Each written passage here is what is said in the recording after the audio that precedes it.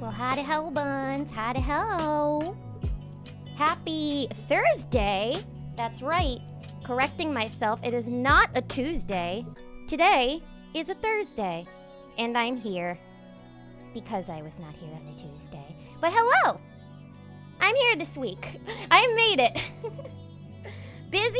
Busy week, but I did make it to a stream this week and I am very happy for it. But hello! How are all of you doing today? Happy Thursday. How is everyone? Hello, it's me. It's her queenship, Lilith, the Spectral Lop Bun Bun. Hi. Hello, Doc. Hello, Hudara Bite. Hello, Perpetual Panda. Hello, Roro. Hello, Lurkers. Hello, all. How are we all doing? I'm very sorry that I was not here this past Tuesday for our usual Tuesday stream. I had to take Pepper to the vet this Tuesday. Don't worry, he's fine. He wasn't sick or anything. He just needed his annual checkup and geriatric care profile. I think that's what it's called.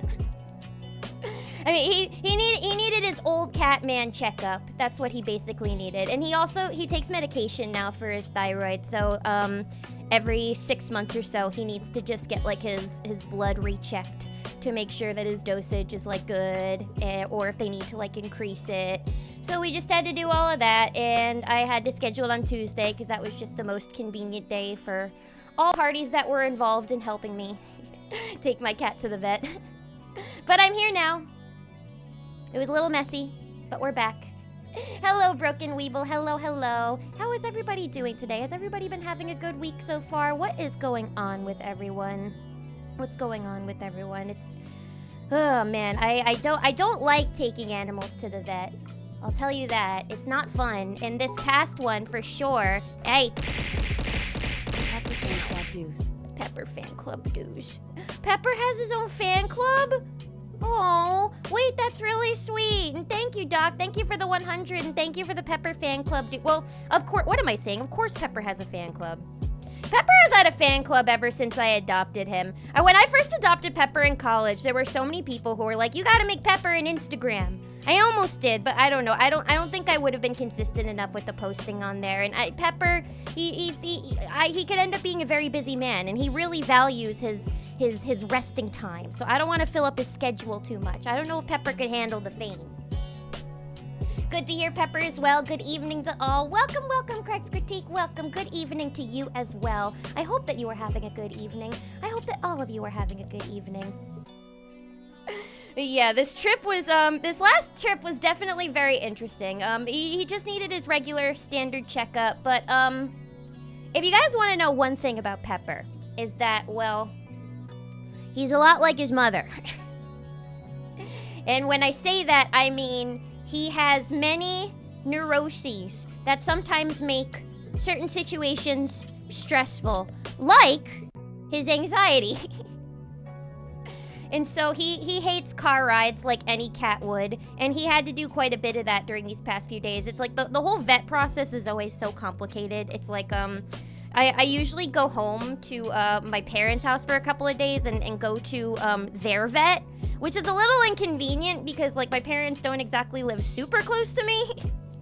So I kind of have to have my dad come pick me up, and then I stay with them for a couple of days. But it's just, I don't know, it's easier than picking a vet that's like closer to me, because I don't know, if I'm nervous that if I go to a vet in the city, I'm just like, I'm gonna have to put Pepper in an Uber and take him there that way, because he's too fucking heavy to put on a train. That would overwhelm him to all hell. And I don't want to worry about him peeing in an Uber, and I'll let you know why I have that fear in just a second. Pepper's a scaredy cat? He sure is. If you look up the definition of scaredy cat, you'll just see a picture of him right next to it. He's the reason they invented the term scaredy cat, for sure. But yeah, so I'm like, and also, his information was already all in the system at my parents' vet, so there's a number of factors why it's just kind of somewhat easier for me to take him there rather than take him to a whole new one closer to me. But, you know, it interrupts my flow for a few days, and it stresses Pepper out, because he has to spend a lot of time in his carrier in the car, which, you know, thinking about it, if I was a cat, I too would not want to be interrupted from my peaceful day of napping to be shoved into a small plastic cage, put into a car, and driven to a bunch of places, especially like a hospital. So I get it. I get why he's stressed.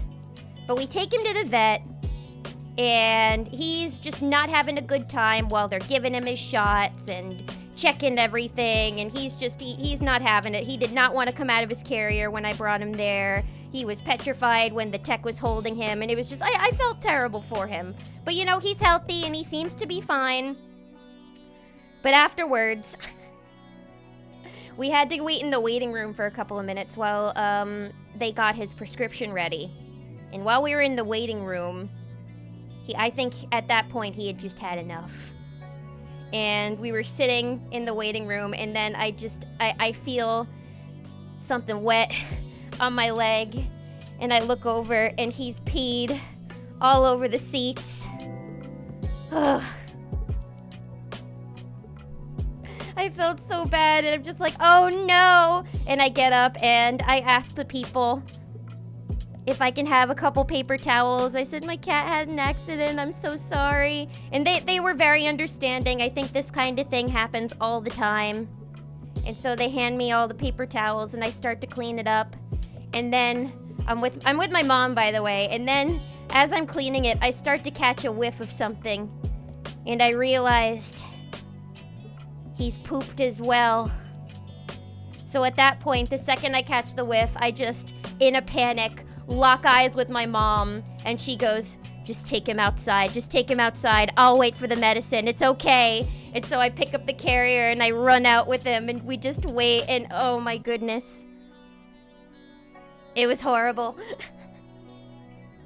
And there was like a lady in the waiting room too who had a dog there who just like kind of gave me like a dirty look when I was brushing Pepper out, and I just want to be like, hey, you know what, y'all have no reason to judge me, okay?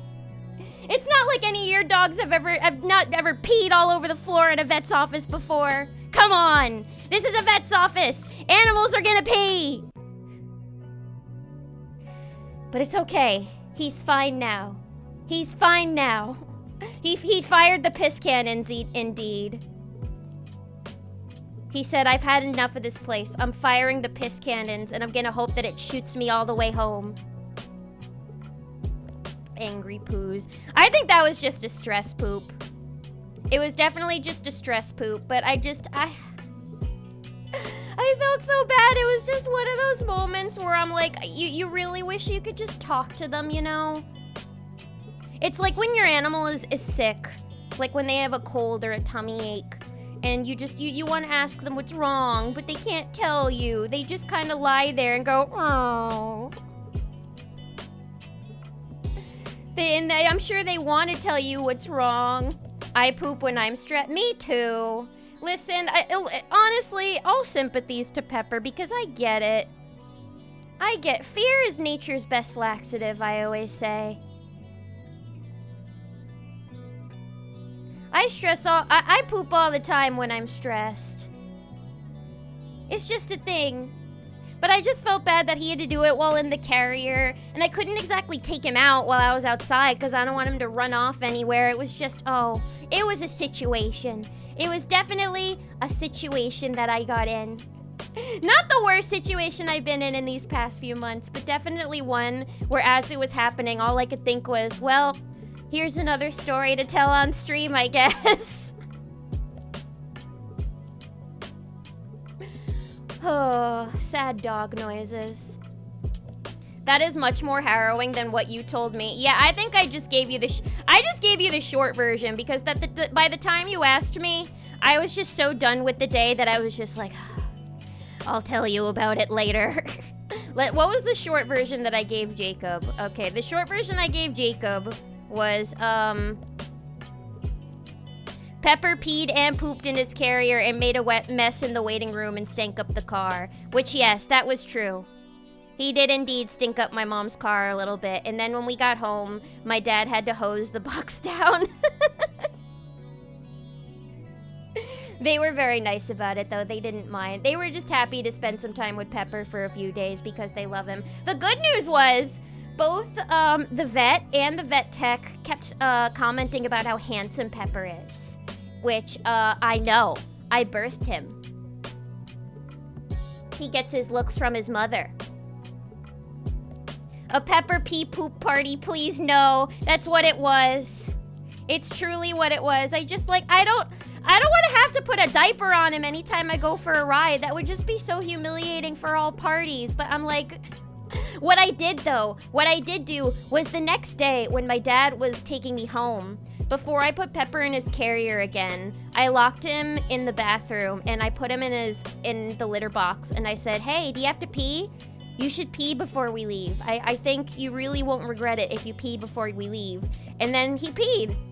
And I think he was a little more comfortable during that car ride. So, you learn. The stress poos don't play nice. No, and let me tell you something about those stress poos.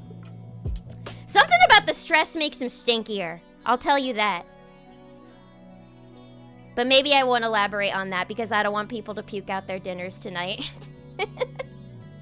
I could get grosser, but I'm choosing not to. Mama Bun coming in with the just take him outside was quick thinking. Yeah, the second we both caught a whiff, she knew. She didn't even miss a beat. I mean, this isn't the first time we've had to deal with Pepper pooping in his carrier before. There have been a couple other times, and we've got a protocol. So we know what to do in these situations. But it's just he's never done it in the vet waiting room before. That was a first. What about you guys? Do you guys have any just embarrassing vet stories like that? Just ones that you can at least laugh about later?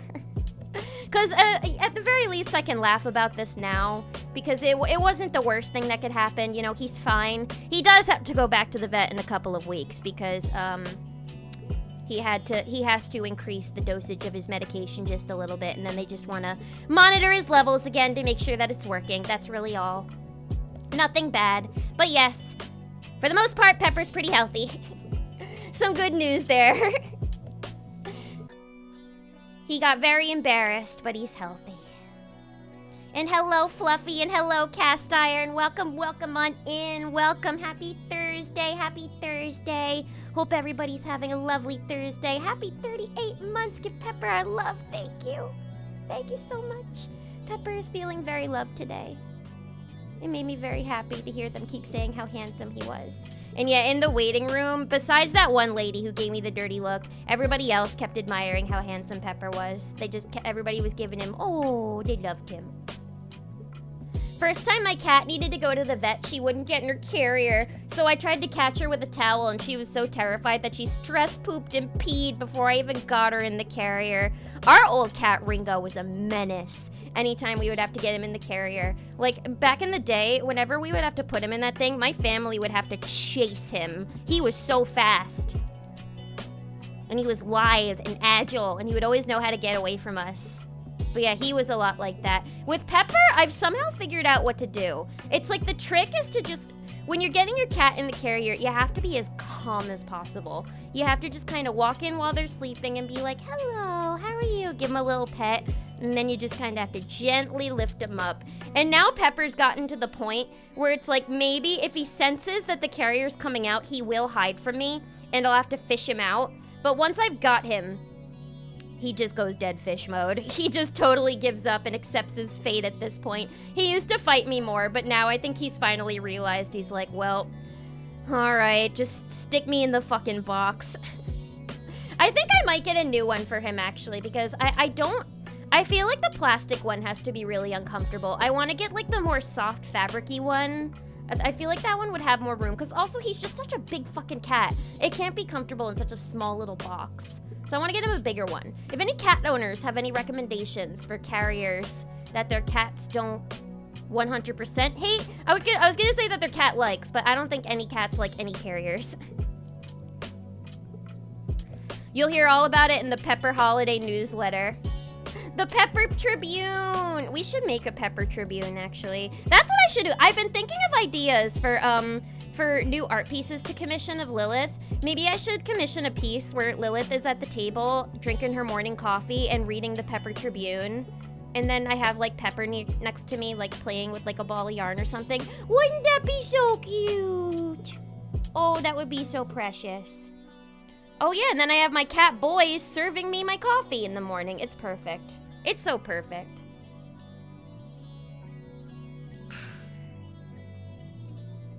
You could draw a cool picture on his diaper. I don't think that's gonna make him feel better. Do they even make those for cats? No, what I do is in his box, I put like a big, thick, soft blanket on the bottom, and then I line the perimeter of the box with a pee pad. Because those are at least really absorbent if he does have an accident. I think I didn't have the pee pad set up correctly, which was why it got like all over the floor. But when I do have it set up correctly, those things are really absorbent. I have like a million of those things surrounding his litter box right now. When you smell a cat poo outside the litter box for the first time, you realize how much that litter is doing. No fucking kidding. Whew. Any advice to new cat owners out there? Make sure you get yourself a strong litter. Animals are fucking smelly. I love them so much, but that is the one thing that you have to accept, is that if you're going to adopt an animal, you have to accept that they're gonna get stinky. And although I felt so terrible for him that after I finally got him home from the vet visit and I let him out of his carrier and let him go, you know, he was sitting in his filth for a little bit, so well, I wanted to cuddle him after. He jumped up on the bed after giving himself a nice long bath, and I gave him a big hug, but then I caught a whiff of him and I just recoiled, like, ugh. He smells better now. Now he smells like the typical cat smell of baby powder.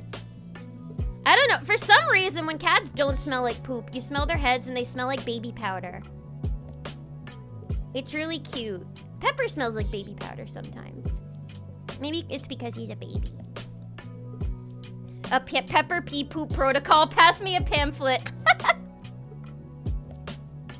No, we had I think the craziest pee poo protocol we once had was, once when I was once I was on my way to college. My parents were taking me to my college campus, and that was maybe like a 4-hour drive from the family home to my college campus. And we had Pepper in the box. And usually, whenever we would drive to the campus, we would always stop at this diner at the exact halfway point between the two, between point A and point B. We would stop at this diner, we'd get some food, we would bring it to the car, and I would let Pepper out then, and I would kind of just let him explore the car. We would give him a little bit of turkey, a little bit of bacon, he would be happy, and we put him back in. And so we were doing that usual thing. And then once we put him back in the box after we ate our food, we were driving on the way. And as we were driving, that's when I caught the whiff. And shortly after I caught the whiff, my mother caught the whiff. And shortly after my mother caught the whiff, my father caught the whiff. And we all just went, oh no, we're almost on the highway, what do we do? And so then we had to pull over, grab a plastic bag, we grabbed like a plastic bag or something. We put it in the plastic, I took Pepper out of the box, held him, we grabbed the nasties out of the box, put it in the bag, and then when we got to the closest rest area, flung that shit in the garbage and drove off. We were lucky we were close to a rest area. If we hadn't, we probably would have just thrown it in the woods. So that was that protocol that we had to follow anytime that we were on the way to school. That was the only time that happened, though. It never happened any other time, thankfully. Overpowered by the pint-sized bunny terror. Pepper may be a strong cat, but I'm stronger. I'm stronger. I tell people all the time I'm a lot stronger than I look, and they never believe me, especially Pepper. But now he does. And now he fears me. No.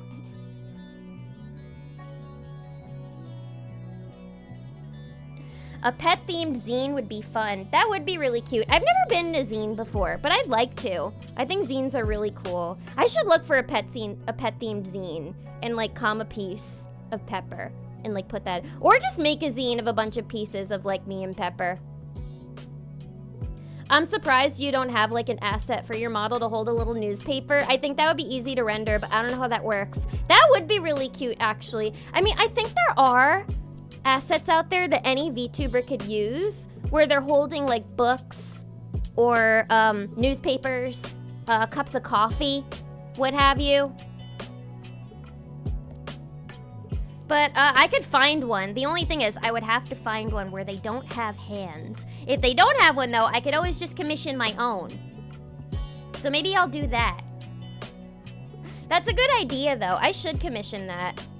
I do want like new little assets that we could use. That boy needs a bath.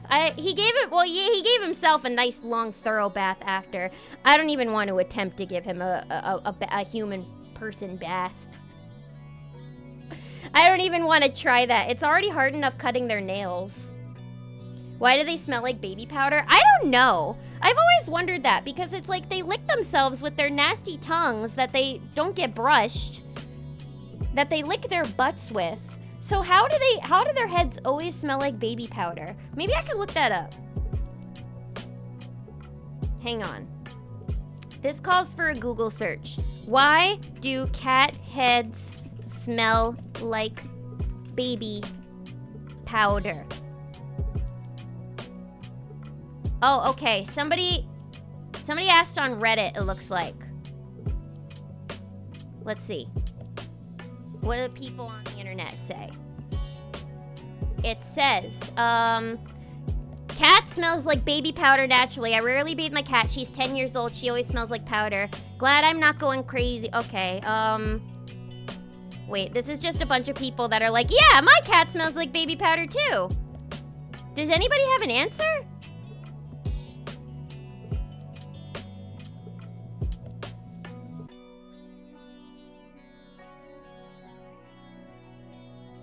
Wait, nobody has an it. Okay, everybody here is just like, yeah, my cat too. Here, wait. Let's see if we could get one not AI answer. Why do my cats smell like baby powder? No, I don't want the AI overview. Why do cats smell like babies? Potty cats. Cats are impeccable groomers. Yeah, but their tongues though. Your home is their perfume. Cats are known for their cleanliness. In fact, adult cats can spend 30 to 50% of their waking hours grooming themselves. The constant licking helps. Okay, but that doesn't... They produce very little oil compared to dogs or even humans, and their fur tends to have a soft, almost powdery smell that some people describe as baby-like. Their grooming rituals help maintain a neutral, comforting scent, especially on the top of the head. But wait, does anything... I feel like none of this is telling me the answer to that, though.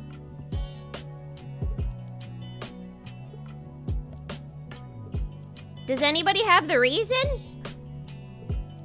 The answer is your cat ate a baby and the powder is exuded through their skin. I always knew Pepper was pretty hardcore. Hi, Bunnet. Hello, I ain't enough with you. Welcome, welcome. Welcome on in. Hello. Happy Thursday. I knew Pepper absorbed a baby. Pepper! No, wait, is that just a smear campaign? Pepper, he eats babies.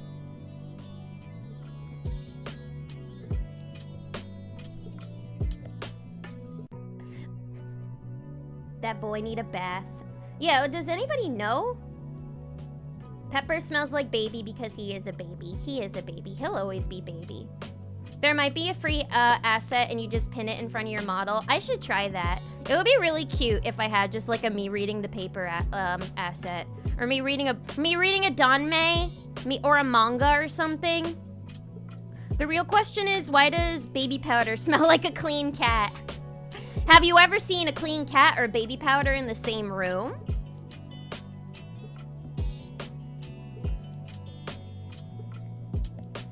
I think it also helps when they've been spayed or neutered because intact cats can really smell.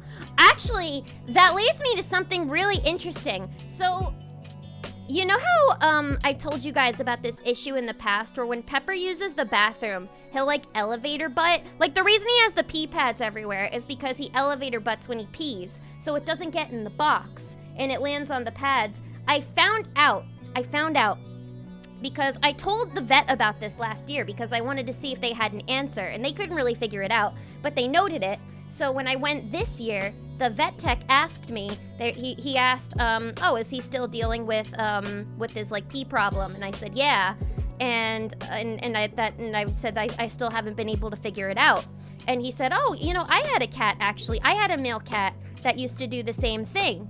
And then he asked me, was your cat fixed later in life? And at first I said no, but then I thought about it and I'm like, wait, actually, I adopted Pepper when he was about 3 years old.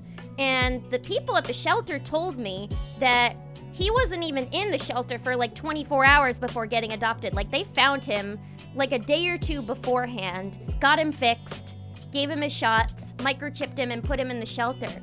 So at 3, yeah, I guess that would count as getting fixed later in life. So I said, yeah, actually he was. So he said that there has been a link to cats who have gotten fixed later in life having that elevator butt issue. So that might be the potential reason. However, why did he only start doing it like a year ago? Because he never had that problem up until like a year ago. Why did he wait? Is he just being vindictive? I think it's seriously behavioral. I don't know. He'd like you to believe that he isn't a baby eater, but he's never gone on record saying he isn't. Maybe he's too busy eating babies. Pepper, are you eating a baby right now?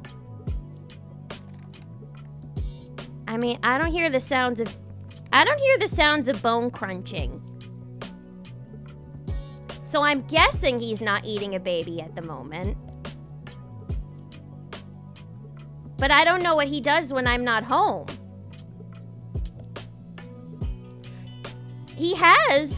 He's killed like baby bugs and mice before. Does that count? He didn't eat that mouse, but he did scare it. He did give the poor thing. He did scare that poor thing. The boy, that was a fast-selling cat. He sure was. He really was. Well, that was why I adopted him. Because when I saw him at the shelter, he was so goddamn cute. And we just got along the second we locked eyes. But then, as I was deciding what I was gonna do, if I was gonna adopt a cat that day or not, I notice. I'm always noticing. I see all of the other eyes in the shelter. They're looking at him. And they're whispering to each other. I heard this one lady whisper to her friend. She went, "Oh, what a handsome cat. Look at that cat." And she was pointing at Pepper. And she was like, "That cat is so handsome." And then her friend agreed and was like, "Yes, a very, very handsome cat." And when she said that, a huge surge of jealousy just like rolled over me. I don't know. I just got this feeling in my stomach, and I just went, I don't think so. No, he's not yours. He's not yours, and he's not yours, and he's not any of yours. That's my cat. How dare you? You stay away from him. That's mine. And then I adopted him that day. He was admired by all, so I had to get him before anybody else did. He was gonna be gone if I didn't get him.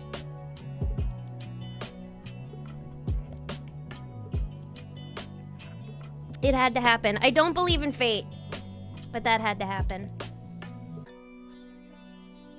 I'm trying to imagine an evil Pepper, and all I see is a cat with glowing red eyes like Bunnicula. So me? An evil Pepper is actually easier to imagine than you think. Pepper certainly does have his moments of being evil.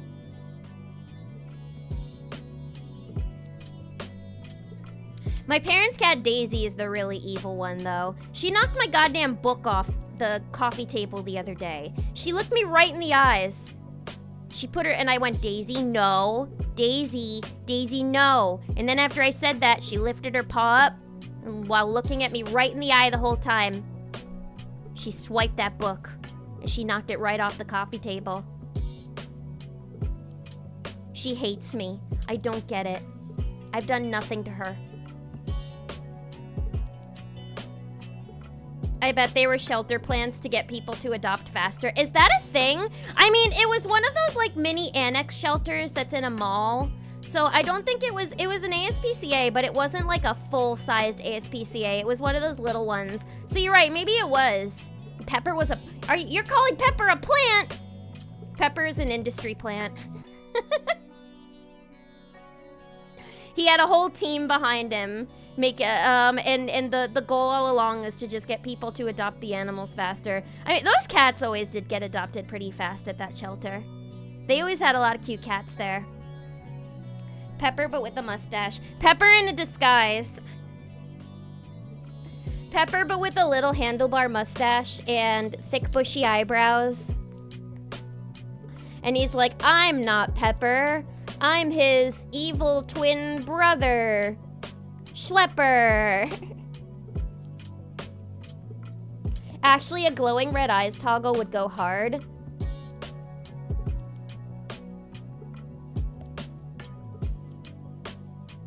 Now, how come I've never thought of that before?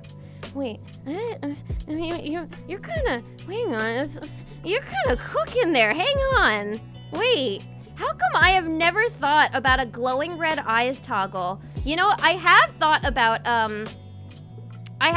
a yellow eyes toggle before. All right, hang on. I'm writing that down. We're writing that down. Thank you for the idea there, Doc. Glowing red eye toggle. I have wanted some new toggles lately. And I remember a while ago, I think I wrote it in Lilith's canon that when she gets really, really emotional, her eyes glow yellow. But I don't know. What do you guys think would look cooler? Would it look cooler if my eyes glowed red or if my eyes glowed yellow? I think I just thought yellow because, like, I don't know, like back when I used to watch Supernatural, I think the demon's eyes used to glow yellow or something like that. I just always thought like glowing yellow eyes was like a really spooky look, but glowing red would look really cool too. And I feel like maybe that would actually make more sense for me. I could do both. I could do a glowing red eye toggle and a glowing yellow eye toggle. Hello, I am trying new streams today. Welcome, Wordasash. Welcome, welcome. I hope this stream is to your satisfaction. We have a chill time here. We have a chill time. I've definitely been thinking about it, and I'm just like, you know what? I actually kind of like that my thing with my stream is, supposed to be, I like that it's meant to be just reminiscent of going to your friend's place and just chatting with them while they're playing a game. I kind of like that that's become sort of my thing. It's very relaxing and almost nostalgic for me in a way. But yeah, glowing red eye toggle would be sick. Maybe I should get a pepper toggle as well. Supernatural is goated and awesome because Dean is hot. I was saying the same thing 10 years ago.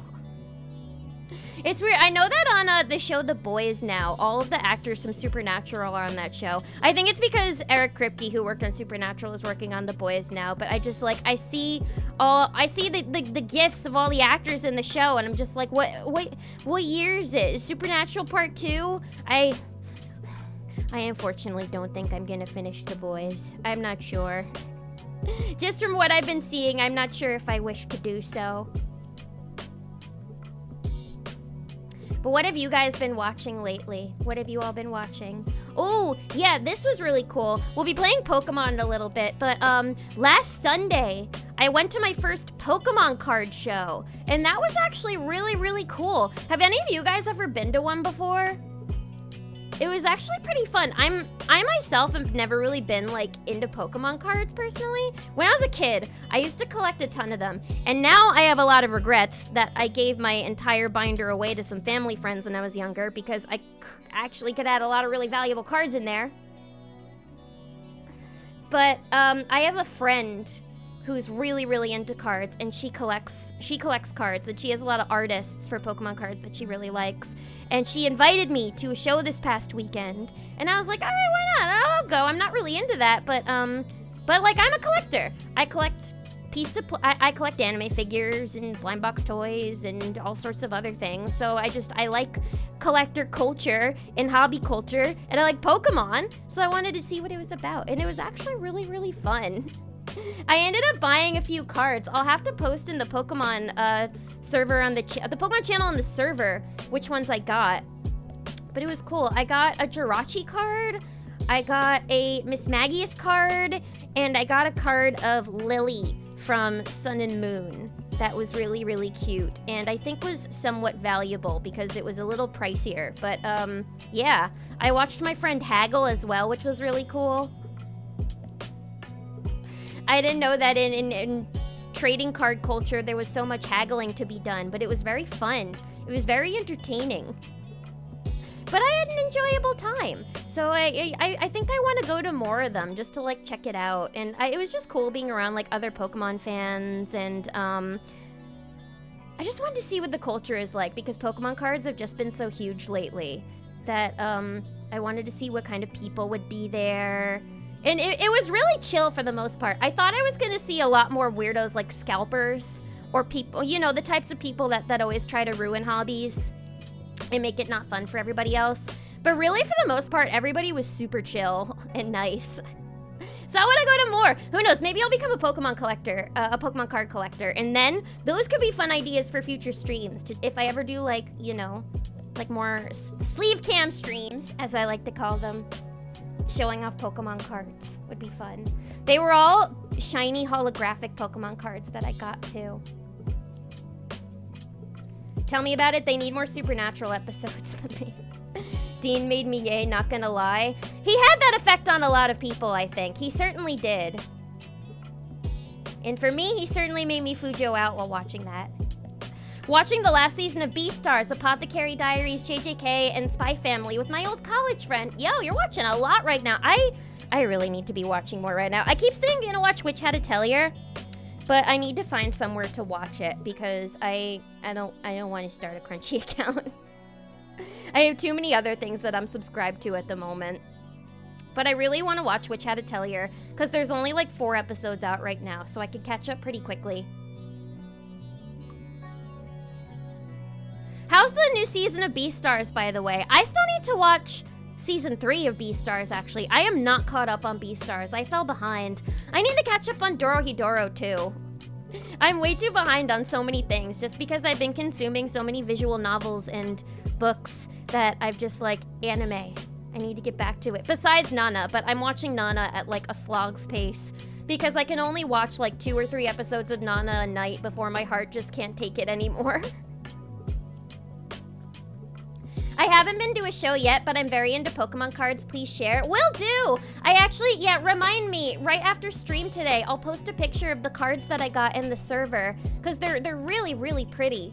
I love shiny cards, and my friend is really into certain artists for cards. There were ones that she was collecting specifically, and she had really, really good luck. She likes the artist, Yukamori, who makes, like, little clay, like, clay statue Pokemon cards. Like, I have to show you guys her art. It's really beautiful. Yukamori cards. Yeah. You guys have probably seen her cards before, but they're really gorgeous. I love the art a lot on these. And she was collecting those. Here is an example of a Yukamori card. Here's a Ditto Pikachu. Applin,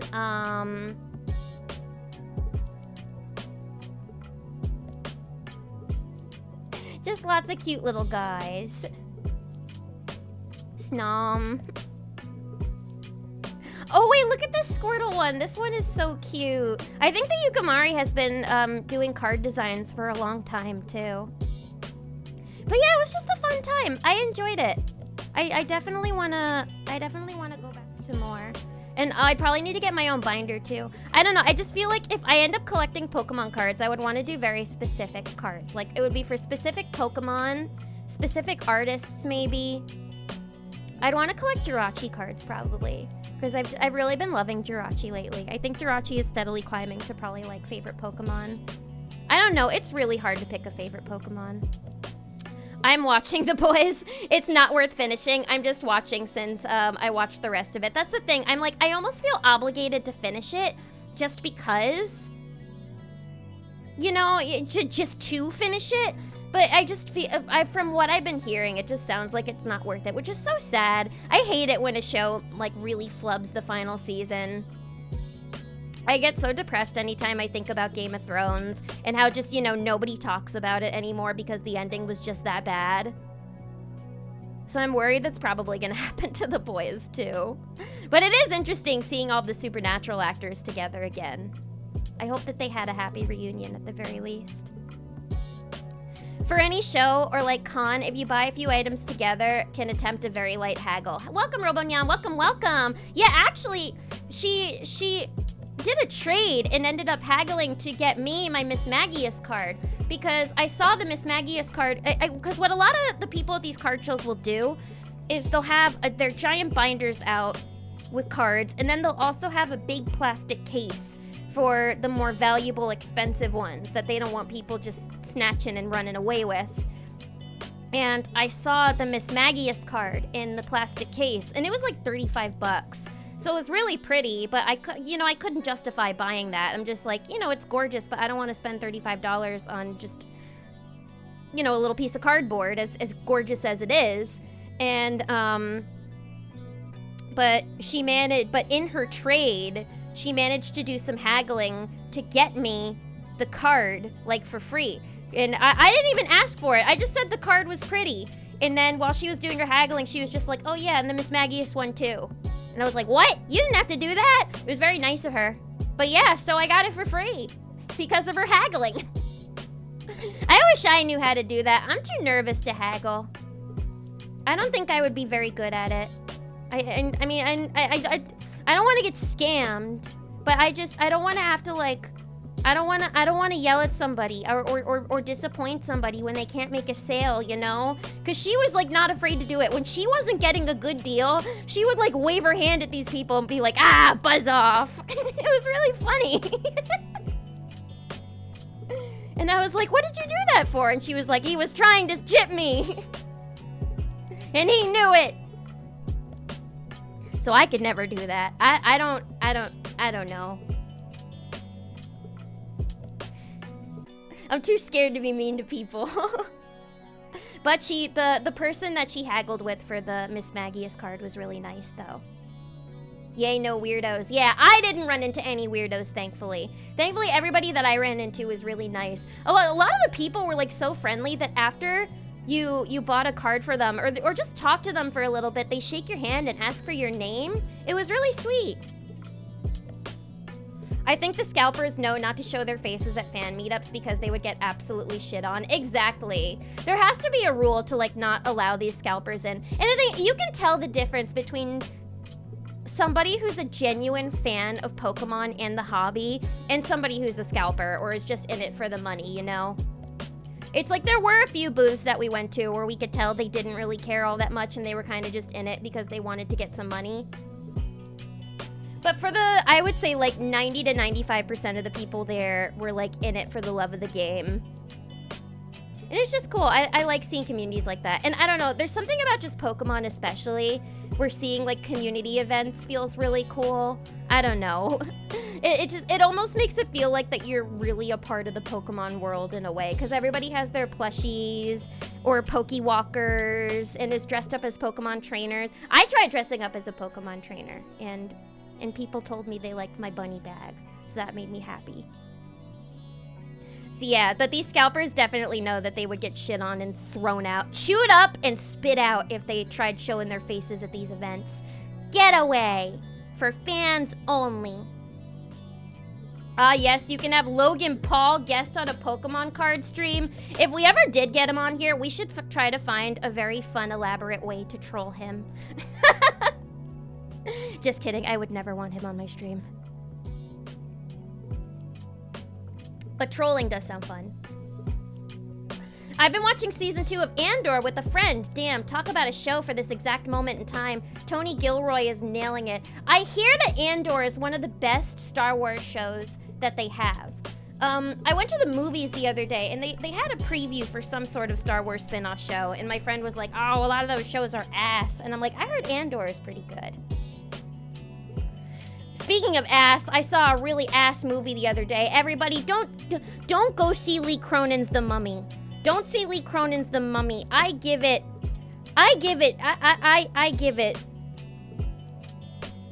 6 big toes down.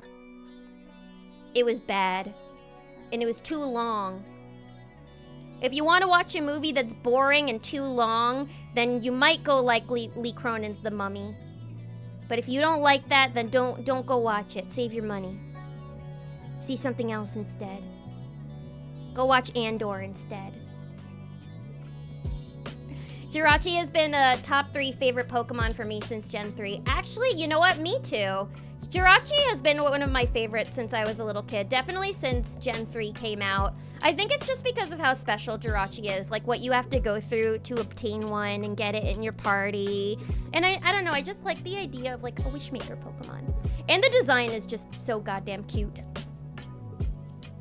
Game of Thrones was such a horrible ending that it killed a global phenomenon. I remember Game of Thrones was literally everywhere and then suddenly nowhere to be seen. Overnight. Over goddamn night. The second the finale was over, just nobody talked about it. People barely even talked about the finale. They were just like, well, that was bad. And then they moved on with life. That's how bad it was. There was barely any discussion on it even. And it was sad because for years, it was all people could talk about. Those first 4 seasons were insanely good television. And then it just so downhill each season afterward. There were a couple of hype moments in the last season, but just for the most part, I just remember my disappointment just growing and growing and growing with each passing episode. It's so unfortunate. And now they think they can salvage it by making all these spin-offs. But they're not gonna get me. I'm always gonna remember what they did. I will never forget. Shows need to end instead of just deteriorating into zombie versions. I agree. I agree completely. I get, like, you know, network meddling and people have to make money at the end of the day. But sometimes it's just so satisfying when you see a show end right where it's supposed to. And just everything ends so perfectly. Nice and neatly. That's a good point, Lilith. People can really overhype shows while they're airing, but yeah, a bad ending can totally ruin it. But also sometimes the ending is fine, but 5 years after the series ends, nobody just really talks about it anymore. Yeah, but it's kind of, and even when a show ends really badly, I don't know, it's like sometimes it's better it ends at least like with a bang, even if it's bad. Rather, it's like, I feel like, I don't know, Game of Thrones it was so bad, but it didn't even end with like a bad, huge, entertaining bang. It ended with like a little sad whimper. And that's probably why everybody just kind of forgot about it. Chrissy Moltisanti voice, Pokemon cards. You know, Chris Moltisanti, he kind of predicted the value of Pokemon cards in the future. One thing that really got me was I saw there was one dude at the card show who had an Ancient Mew card. You know, from the second Pokemon movie, the one with Lugia. I think you could only find those in the DVDs of... Or no, not even the DVD. I think this was even before DVDs. This was maybe in the VHS. In the VHS of the Lugia movie, you would see the Ancient Mew card. And he was selling that Ancient Mew card for hundreds of dollars. I had that Ancient Mew card when I was a child. And I bought it at a local street fair for $2.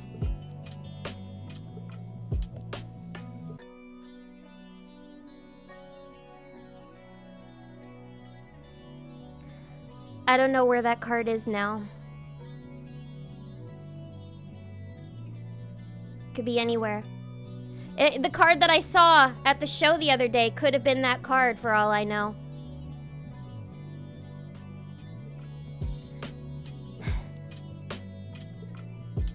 How was I supposed to know? I was a child. I don't even know what compelled me to give all of my cards away. I think it was when I was in middle school and I was having my phase where I was like, I'm too old for Pokemon. It was a very short-lived phase, and I can't believe it was a phase I even went through. One thing I regret greatly. But nonetheless, it was a phase that I regrettably had. And in that phase, I gave away all of them, including that Ancient Mew card. I mean, I'm sure one of you guys will probably tell me that the person that was selling those for hundreds of dollars is trying to rip me off. But it's a rarity, though. It has to be worth something. I saw Logan Paul was showing off a super expensive One Piece manga and everyone shat on him for being a fake fan. I saw that too. That was, and that pisses me off too, because I'm like, no, please, please don't do with manga what you did to Pokemon cards.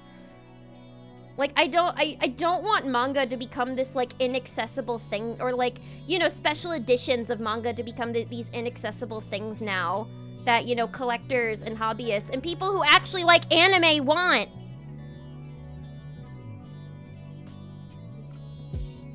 Yeah, he deserved to get clowned on for that.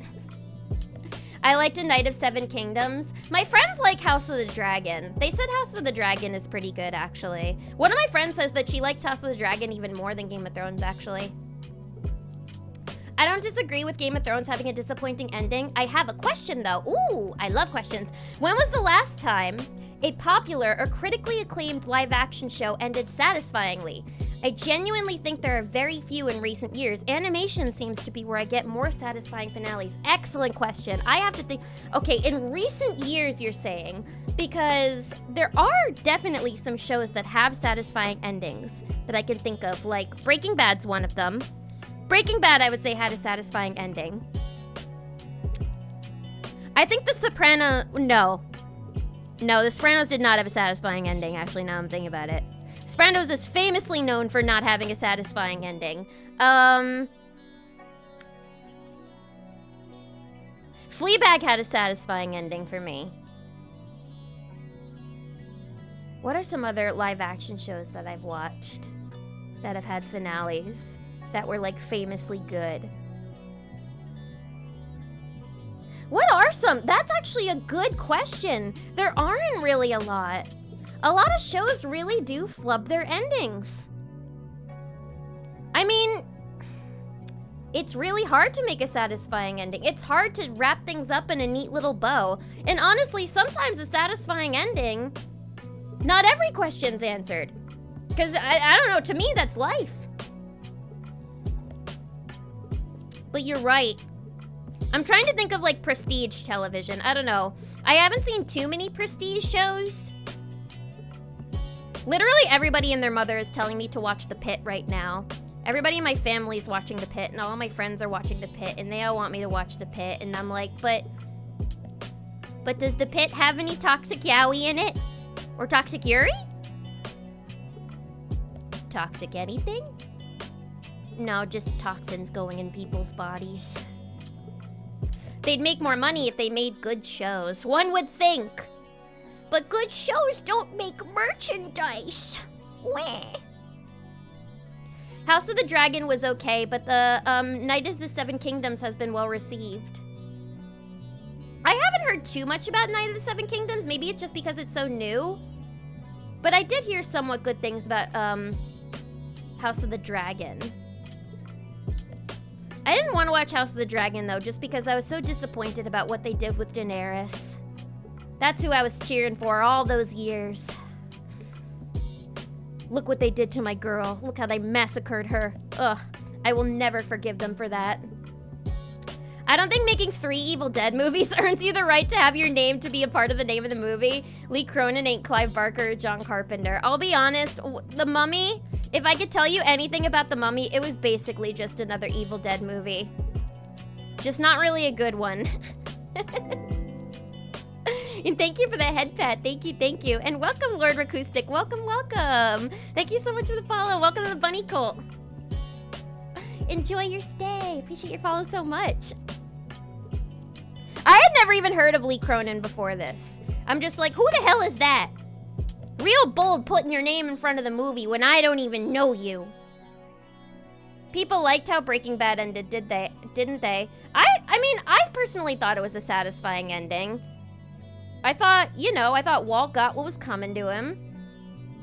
And I don't know, I think it ended kind of just somewhat realistically. But it's been a lot of years since I've seen Breaking Bad, so I don't remember everything that happens in the finale, but I do remember that when I finished the show, I was satisfied. I was like, that was a great show from start to finish. I liked it.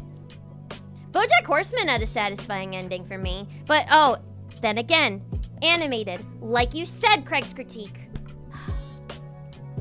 Animated shows do have more satisfying endings than live action shows. I wonder why that is. That's really interesting. I'm gonna be thinking about that all night. Fingers crossed for One Piece. Whatever the ending is going to be, it'll have to be perfect. Yeah, don't even get me started on anime endings. I don't know. I think just with a lot of, like, my friend and I were talking about this the other day, that at least when it comes to a lot of long-running anime, is I think just a lot of mangaka, like, after so many years of writing these things, they're just like, you know, they're burnt out and they're just kind of just going along with it, being like, all right, how the fuck am I gonna tie all of these things together? I mean, maybe not all of them. There probably are a lot of creators who just still have as much passion in the beginning and right now than they did in the beginning. But, you know, I don't know. I feel like naturally with anybody, you're gonna burn out a little bit as you keep working on a project. But yeah, hopefully people will be satisfied with the One Piece ending, because if they're not, then I'm a little scared to see what that's going to look like. Yo, the Ancient Mew cards, they would give those out at the theater. I definitely had one back in the day. They just gave them out at the theater? That's why I didn't think that they were all that rare, because I was like, I wonder if I'll see an Ancient Mew card. They can't be that expensive. I bought one for $2 when I was a kid. Somebody was selling it for like, what, $400 at this thing? It was very expensive. They had a couple of them too. Maybe they were fake, I don't know.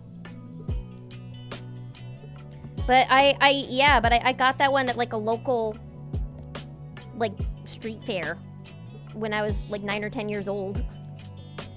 I think the Ancient Mew, it was a giveaway for people attending Pokemon 2K in theaters. I feel like it also came with copies of the VHS though. Or maybe that was another movie. I think the Celebi movie, Pokemon Forever, I think came with a, with like a Celebi card. I think all of the movies back in the day, when they would release physically, came with a special card. Ancient Mew, Entei. Was there a special Entei card too? Because there was an Entei movie.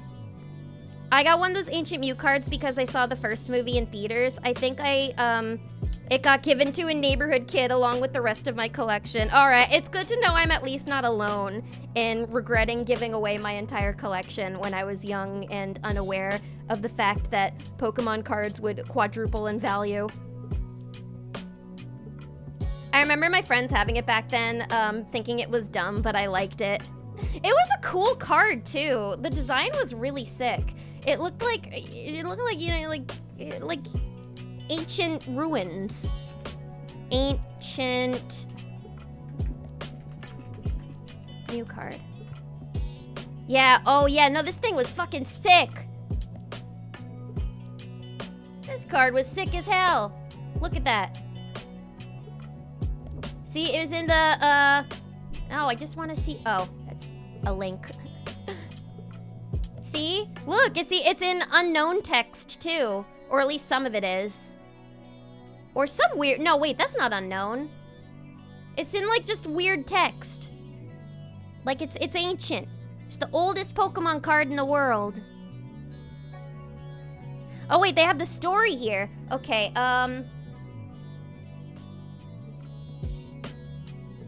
what can Ancient Mew do? Find out at the Pokemon Trading Card TCG League near you. Go to your TCG League location to pick up exclusive playmat with clues to solve the Ancient Mew questions. Ooh, wait, this is like a relic in time. That's so cool. This reminds me about how I have to link you guys a video later. I watched it the other day. It was about the old Pokemon Center in Rockefeller Center in New York, which I used to go to all the time when I was a child, and it was about the history of it. It's a really interesting video. Now it's the Nintendo world, and it's nowhere near as cool as it was when I was a child, but it was a very interesting vid that was very nostalgic for me, and looking at these Ancient Mew cards kind of makes me think about that. It's a very important part of my childhood, so I'll have to send you guys that video later. It's really interesting. Also, just because someone was selling a card for a lot of money, that doesn't mean that they sold the card for a lot of money. Yeah, maybe they didn't even sell it. There were some insane prices there. There were some serious... I thought there were some actual scammers out there. I saw... Do you guys know the frickin', the Van Gogh Pikachu card? Hang on, I'm gonna pull up, I'm gonna pull up my game while I'm talking to you guys. But do you guys know when they held a Pokemon event at the Louvre, like a year or two ago, I think. Like, not that long ago. They held a Pokemon event at the Louvre, and they were giving away a special Pikachu Van Gogh card. Oh, wait. Wrong controller.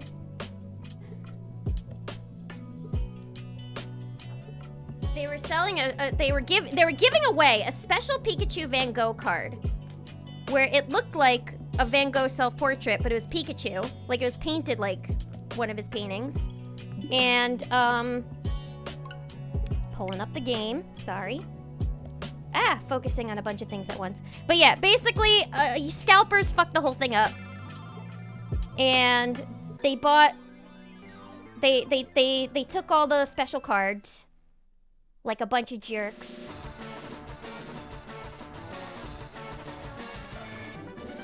And I saw one of those cards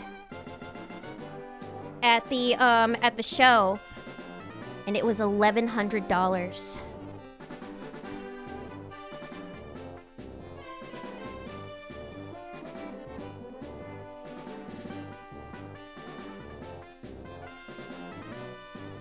You heard me right.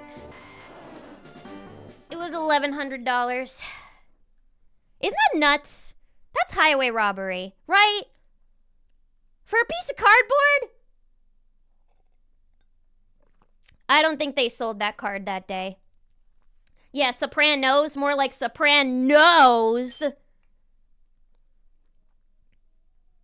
Sopranos. Better Call Saul had a fantastic ending. My parents watched Better Call Saul. I never saw Better Call Saul. But I know that show was, like, just as well regarded as Breaking Bad was. Gravity Falls and Weirdmageddon was great. Weirdmageddon was insane. Weirdmageddon was an event. I remember how hype I was while Weirdmageddon was happening.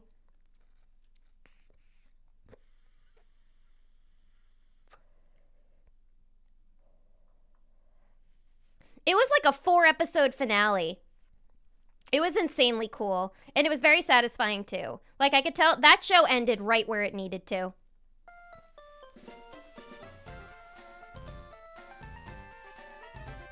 Manga's expensive enough as is.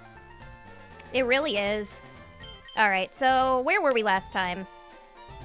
Last time... Oh yeah, we need to take on Misty, but we need to train up Beef Stew a little bit before we can do that. Because Beef Stew is going to be our star player against Misty. So, we defeated our rival last time, but now we're going to go on the bridge. And we're going to defeat all of these evil bridge trolls. Nugget Bridge. Oh, alright. I guess it's Nugget Bridge. We have to defeat 5 evil bridge trolls in order to earn ourselves a chicken nugget. If I want my dinner... I'm gonna have to beat up some trolls. Alright, who do we want to use for this? Maybe we'll... Actually, I probably could have switched to my Spearow. But it's okay. Spoot will do. Ending of Avatar was good. I felt some parts were a bit Deus Ex, but I still liked it.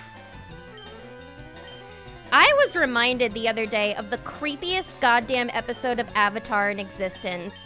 And it's the bloodbending episode. Somebody reposted, I saw, it was like an Instagram reel. I saw a clip of that creepy old lady character who got Katara to learn bloodbending.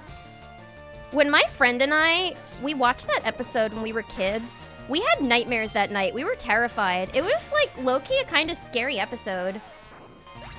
Or at least it was disturbing, you know? Like, the idea of bloodbending is deeply disturbing. It was a good episode, though. That's why I loved Avatar as a kid, because it got, like, really dark sometimes. The Pit has a toxic fan base. Does it really? I don't know. I mean, I don't really engage much with fan bases anymore just because, like, you know, I know what so many of them are like. Or at least not online fan bases. I like to engage with IRL communities a lot now, as much as I can. I find those are a lot less toxic and still a way for me to engage in, like, you know, fandom. But everybody's watching The Pit.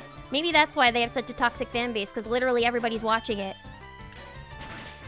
I genuinely think that I still have the Mew card. However, Kid traded it to me, and I have no idea if it's actually real. You could bring it to... I think they have people who check if Pokemon cards are real. Like, I think... Or there's got to be a way that you can look up how to find out if a card is real or not. Right? How are you? I'm doing all right. I'm tired as usual, but I'm doing all right. I'm happy to be streaming tonight.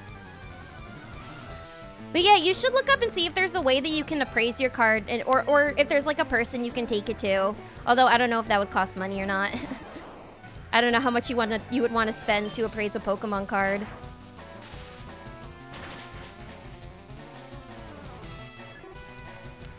My point, I think, still stands. I agree. Gravity Falls, Avatar, BoJack, and Arcane, if rushed a little, were all pretty damn satisfying. And when it comes to even the critique of like an ending being rushed, usually I can be pretty forgiving with that because at least with animation, it often just boils down to network meddling. Like with Steven Universe as an example, like Rebecca Sugar has talked so many times about how often they had to fight the network to get certain things in the show.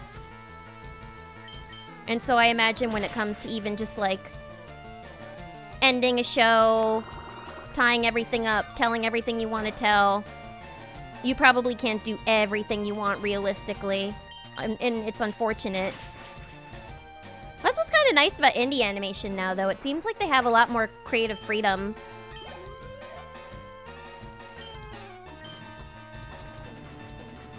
Anime series would be lucky to get a series finale rather than just get dropped between seasons. I know. When you guys told me Nana doesn't have an ending, my mind is boggled. I'm like, what do you mean it doesn't have an ending?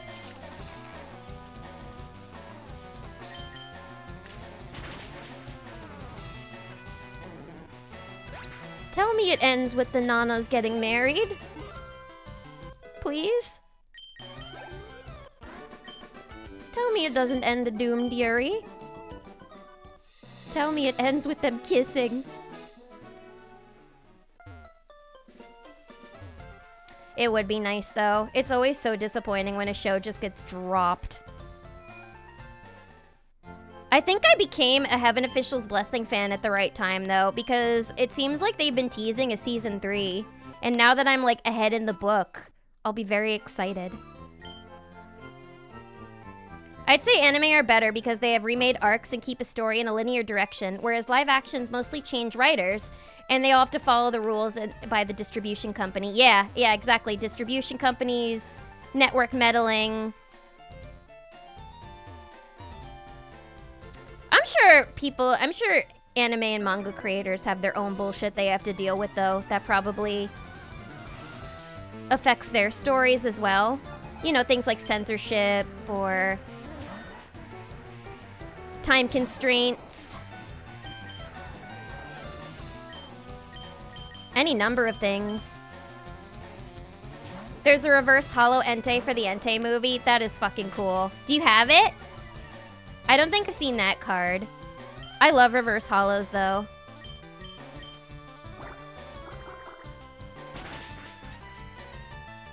My friend told me apparently Lily is always very expensive with Pokemon cards. Cause I saw a really cute Lily card the second I got to the con, but she was like $400. And when I saw that, I gasped, and my friend was like, "Oh yeah, Lily she's very highly coveted. It's because she's so damn cute. That's probably why." But then I did find one.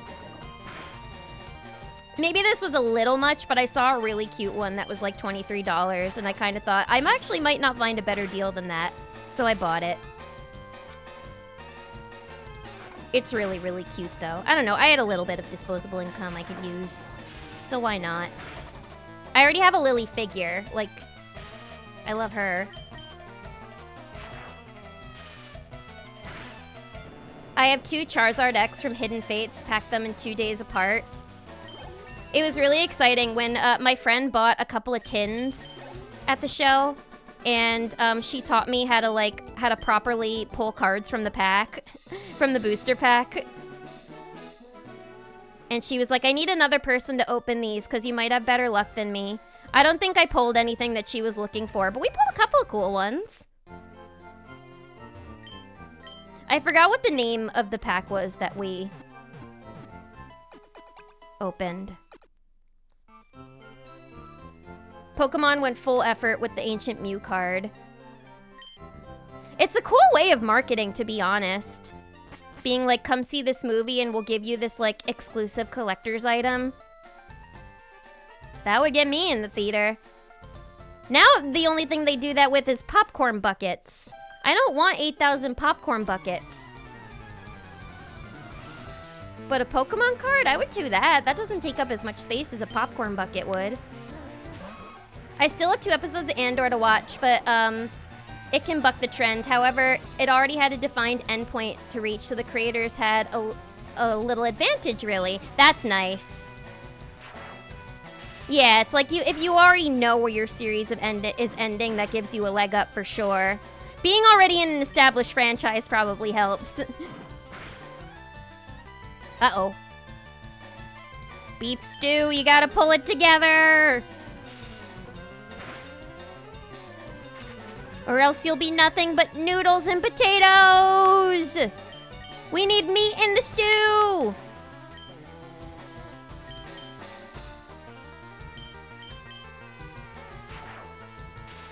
I think in some weird Old English lore, Mew came from the ruins in Kenya. That's cool. I love, like, old Pokemon lore. And I love it when they use, like, mythology from other cultures.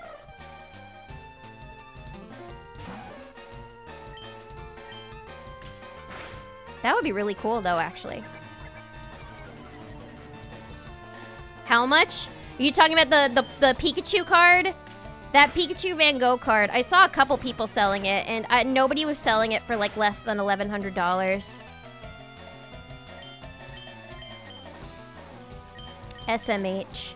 SMH indeed. Scalpers deserve to rot eternally. Agreed. Scum of the goddamn earth. Scammers and scalpers can lick my shoe.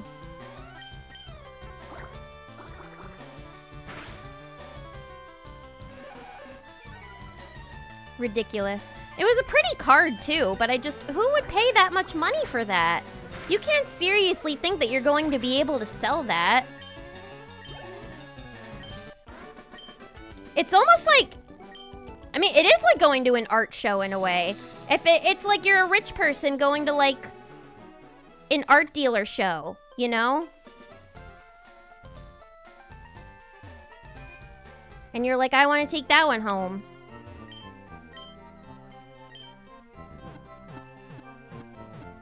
I mean, I guess that's essentially what it is, because Pokemon cards, they are art.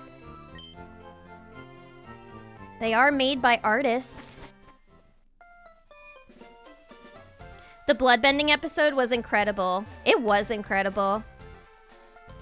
It was so terrifying, though. Like, when that lady, what was her name? Hama, I think? She took control of, Aang and Sokka and tried to make them fight Katara. That was so disturbing. Just, like, I don't know. The idea of just losing complete control over your body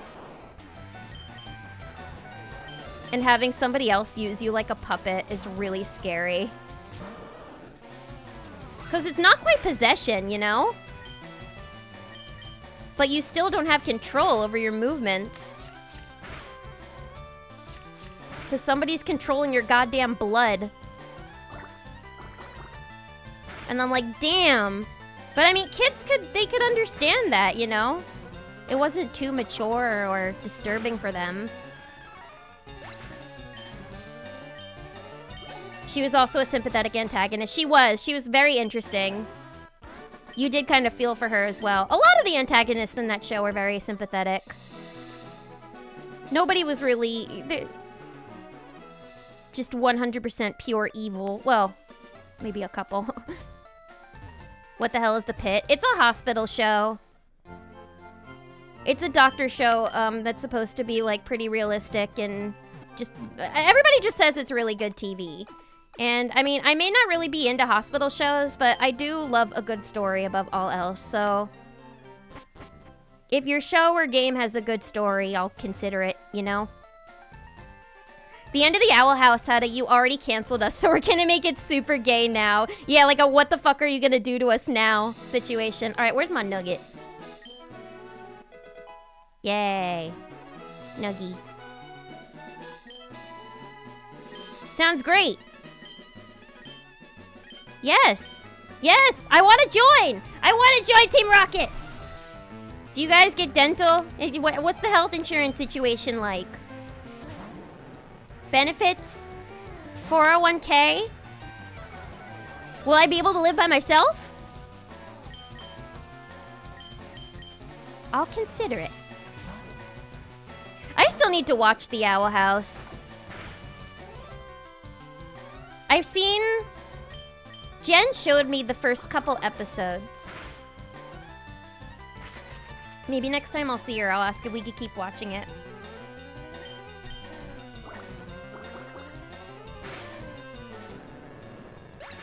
Well, hey, you could get lucky like Adventure Time. And then even if your show doesn't tie up every single plot line in a neat little bow, maybe you'll get a bunch of spin-off shows after.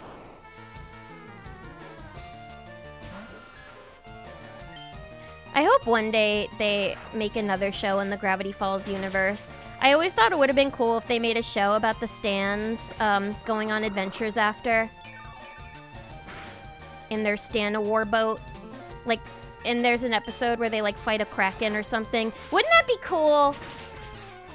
You guys would want to watch a show where the Stan brothers fight a Kraken, right? I'd want to watch that. Jesus Christ, who is blowing up my phone? Everybody. Oy. I think I want to join. I want to feel something. I want to feel alive. A ton of 2000s anime had the classic F you, go read the manga non-endings, where anime makes up a new, very unsatisfying ending if you're lucky, but many anime just have the characters walk off into the distance with no explanation what happens in their future arc. And it was especially frustrating in the 2000s because anime was so much less accessible back then. So for those endings that were like, fuck you, go read the manga, back in the 2000s, it's like, what do you mean go read the manga? It's impossible for me to find. Where the fuck am I gonna find it? It's not translated. I still don't think we're ready to face Misty. I just want to face all these trainers first. So we honestly have it good now. Even if a lot of anime endings still aren't satisfying, at least we have it good, where now we have many more options to be able to read the manga after we finish the anime, if we so want to continue. Oh right, I still have to sell my Nuggy. And the famous Alex Hirsch versus Disney standards and practices. If you guys haven't seen that video, it's a treat. You have to give it a watch. It is such a goddamn funny video. And ridiculous, too. I don't think I could ever be a TV writer. I went to school to study screenwriting, but that was always the one type of writing where I was just like, I don't want to do that. I never wanted to write for TV. It just sounds so much worse than writing for movies, in my opinion. I would definitely not be able to do it. I saw a TikTok of somebody called Lily that only collects Lily cards from shows. I want to be their friend. Is their name Lily? What's the most expensive Lily card they've gotten? I should start just collecting lily cards. No, if I ever have a crazy, suspicious amount of disposable income, I'll start collecting lily cards. Ooh, an Abra. Do we want an Abra on our team? I don't know. I feel like... I mean, this is my only chance. Let's see. Let's try and catch it. Nah. I knew it was gonna do that! God damn it.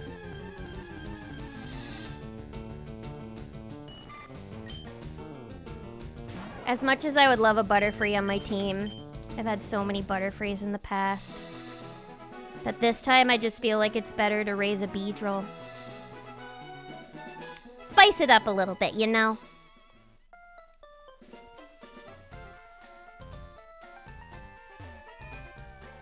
I'm still praying for season 2 of Scavenger's Reign. It's a tragedy. It's only one only one season exists. There are so many good anime and shows that deserve a second season that you just know will never get one. Some kind of proper ending. I was thinking about this anime that I watched a few years ago that I really loved, that I wish had a second season. Did it? Or maybe it did have a second season, I just don't know yet. It's, Monthly Girls Nozaki-kun. Did any of you guys watch that anime? That was such a... Ooh, what was that?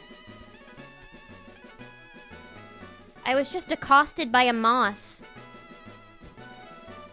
What the hell was that for? A moth just kissed me.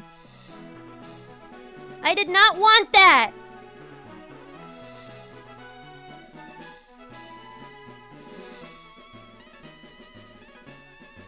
I did not want that.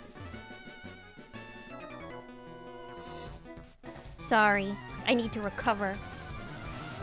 I was just attacked in my own home. I'm gonna take it out on this Machop. You would love Nozaki-kun, one of the most unromantic rom-coms ever. But they made BL in that show. It was great. It was a genuinely funny show. And it was sweet too. It's like normally I don't know, I've started to develop a distaste for those romance anime where they never really get together or the characters never like confess or anything. And you're just kind of being edged the whole time. But that one's an exception. Oops. What did I press? I pressed something. Oh. But yeah, it is a pretty unromantic anime, isn't it? Alright, we need to level up Boy Fairy and Dr. B a little bit. So we'll send them out. I wish I had an EXP chair really bad. I think I'm supposed to get one somewhat soon. That'll make everything a little easier. But yeah, if you haven't seen Monthly Girls Nozaki-kun, you should watch it. It's only one season, I think. The moth sent a message since you said no Butterfree. Yeah, that was personal. The moth heard me and was like, I don't think so. It's easy to gauge character popularity simply based on which trainers in Pokemon get the most fan art. Artists are very quick, and the day of the Wind and Waves announcement, there were tons of starters being drawn. Really? What are some of the most popular Pokemon that are collected in, like, the card community? Are there any that would surprise me? Because I know that people collect artists, but people that are there any just like Pokemon in like the TCG world that are especially popular with collectors, or even people that play competitively?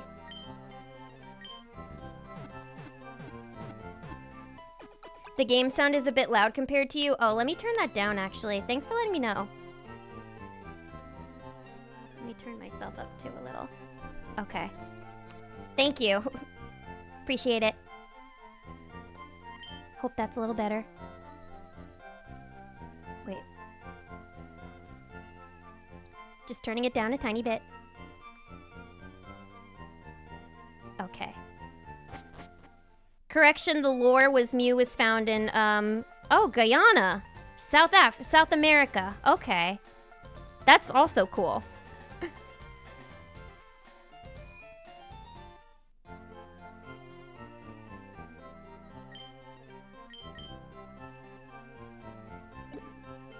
I like when Pokemon uses other cultures. All right, where's our Nuggy?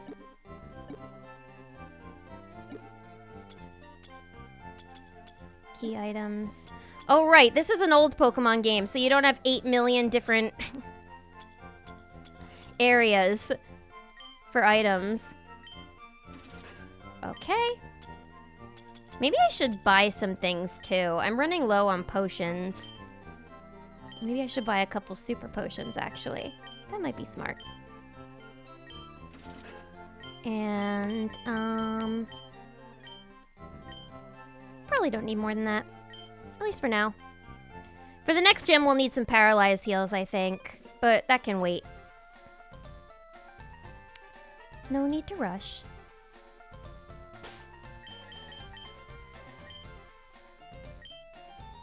In a jungle. Yeah, I do know that Mew is found in a jungle, but I guess it would make sense that it would be found somewhere that is well populated with jungles, like South America. Didn't Katara bloodbend later on in the show too? Did she? I mostly remember that episode, like the initial bloodbending episode. Did she end up bloodbending again? I can't remember.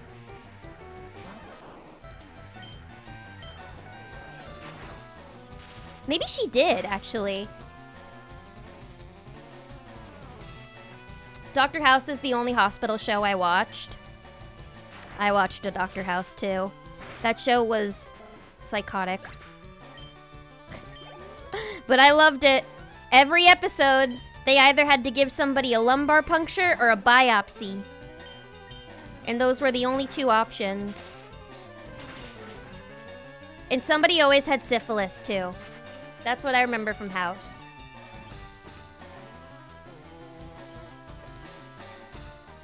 And everybody was very good looking on that show. When I was a kid, I had a crush on the Australian doctor. But he was kind of a shithead though. Looking back at it. He kind of sucked.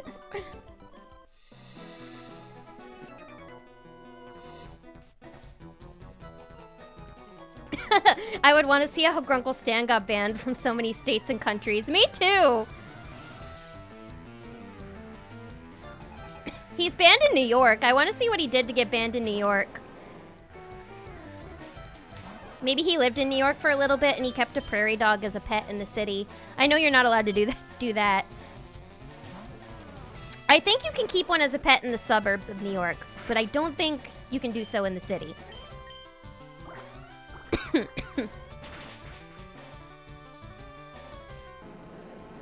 Tell the moth how important consent is. Yeah, I didn't consent to that kiss. It was weird. Yeah, I was just talking and then all of a sudden the moth touched my lips. My lips are not clothes. You can't eat those. At least something's kissing me. No, I jest. Oh, look at the Slowpoke. Should we get a Slowpoke on her? No, we already have a water Pokemon. God damn it. We also already have a pink Pokemon with Clefairy.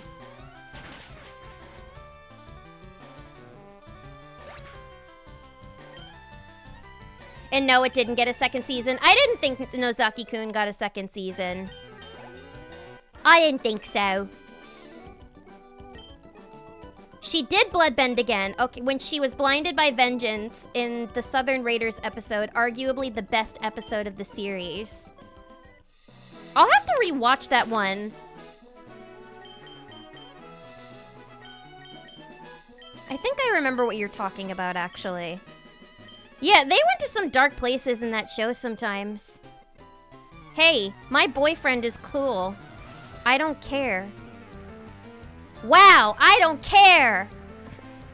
Way to rub it in!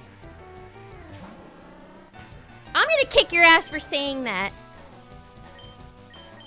Don't piss me off. I'm gonna beat up your boyfriend, too. I'm a vegetarian and I'm not fucking scared of him.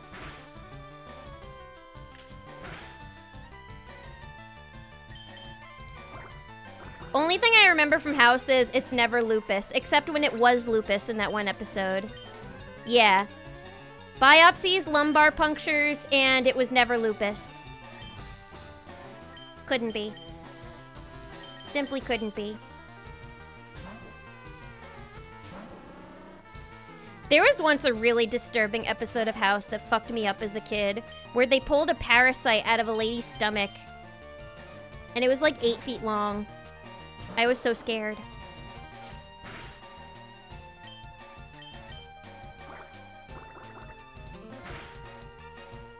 And now I'm terrified of parasites. Katara bloodbended on her outing with Zuko against the man that killed her mom.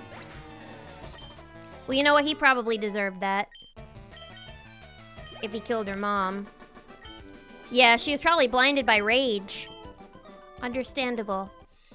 Damn, I need to rewatch Avatar. Now that I'm watching all of my Chinese cultivation shows, I'm just like... A lot of these actually have some similarities with Avatar. So maybe I should rewatch it. I never watched Korra, actually. Isn't that a little shocking?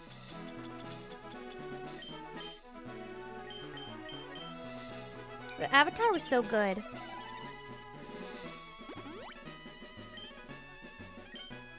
Also, curious thing is, how does one get banned from a state but not arrested? Did he do something objectionable but not illegal? That's a good question, actually. Maybe he was arrested, and then once they released him, they said that he couldn't come back?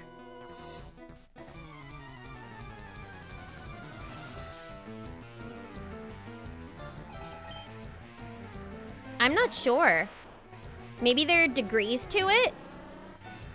Yeah, what could he have done that would have gotten him banned from the state but not fully, like, thrown in federal prison?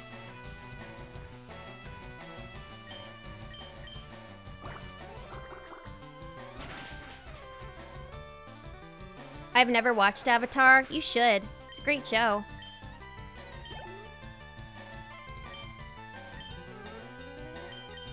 Sorry, I have to do this to increase some levels until we get the EXP share. And Dr. B and Clefairy I don't think are gonna do much damage to a Geodude. My team is unbalanced as fuck right now, but that'll change. That'll change. That'll change, pig. That'll change. Ooh, excuse me. I have to stop burping on stream. I'm sorry, everybody. I can't help myself. Sometimes when you just talk a lot, it causes you to burp. Maybe I'm expending a lot of gas when I talk. Science people, explain. Please explain. Let me use my manners.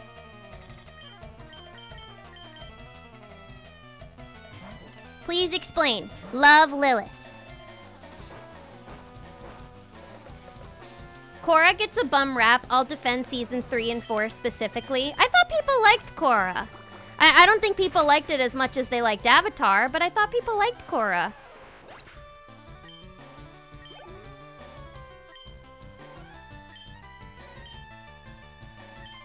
What's the truth? Did Korra have a satisfying ending? Maybe we can defeat this Machop with beef stew. Let's see. Season 2 of Korra is the only one I would say I didn't like. Sophomore slump. A lot of shows have a dud season. Like Community, except there was a gas leak that year. It doesn't count. Holy belch. Sorry. Excuse me. Somebody home? Ooh, hang on, everybody.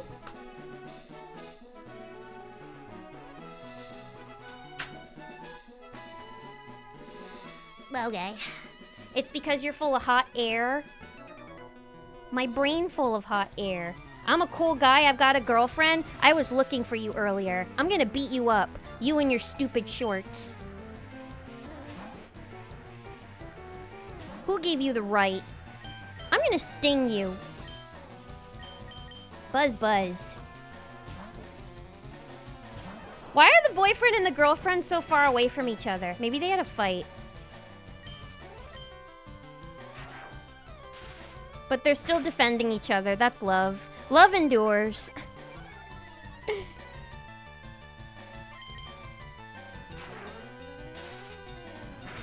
The demons are taking the opportunity of the bunny yapping to escape.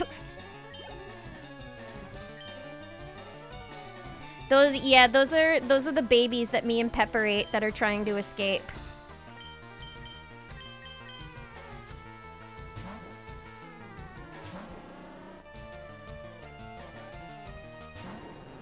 They're like, guys, she's doing her yap. She's doing her weekly yap again. Time to make mischief. But yeah, I burp a lot on stream, and I don't know why. I mean, I am a gassy person, but this is just ridiculous.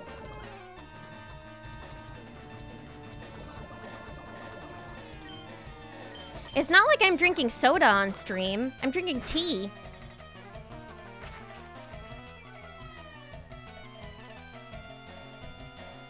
Spoot, no. Spoot. More talking, more breathing, more burping. Well, listen, you know, at least people don't clip my burps. Did I ever get cut by the HM? I don't think I ever did. Did I miss it or something? Shouldn't I have that by now? Hang on. Did I miss HM cut somewhere? I get it on the SSN. Really? That late? Damn. I feel like am I losing my memories of this game?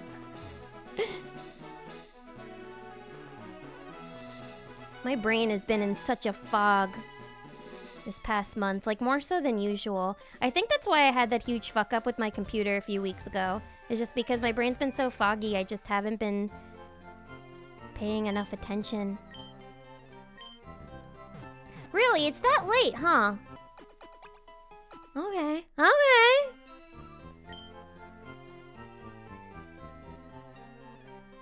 Korra's more of a mixed bag because the showrunners were never sure if the season they were working on was the last, so each season's story is relatively contained, and as the show went on, the network kept putting them in worse and worse time slots, so they set it up to fail.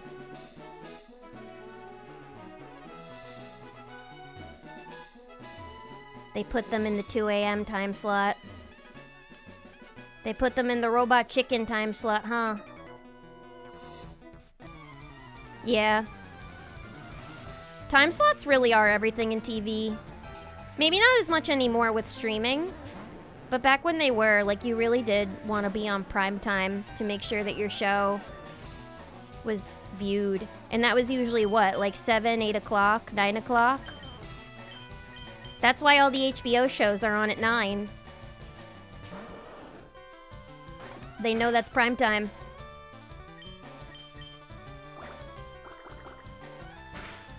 The first couple seasons also have far too much love triangle stuff, and some people dislike Korra as a character. The cursed words. Y'all. I'm not gonna lie, I hate love triangles. Oh, I hate love triangles. I hate couple misunderstandings. I don't know. I like, you know, I like toxic stuff, of course, but not that kind. I don't like frustrating toxic.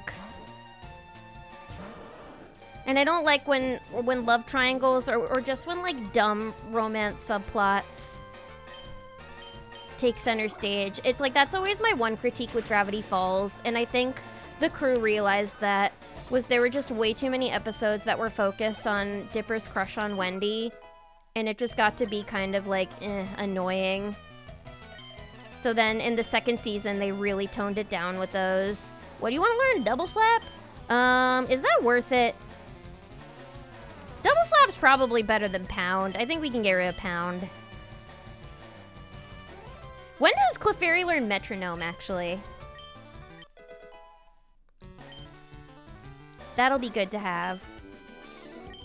I knew I'd lose too.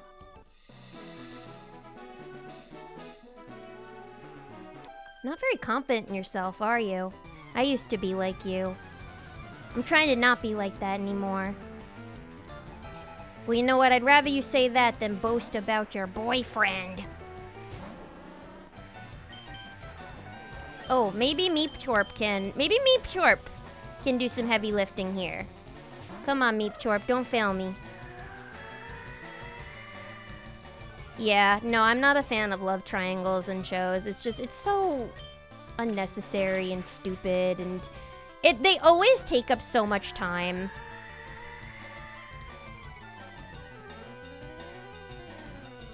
More like they waste time, actually. Quit using sweet scent, goddammit. I get it. You're gonna hit me next turn. Yeah, the forced love triangle was crap. They're always forced.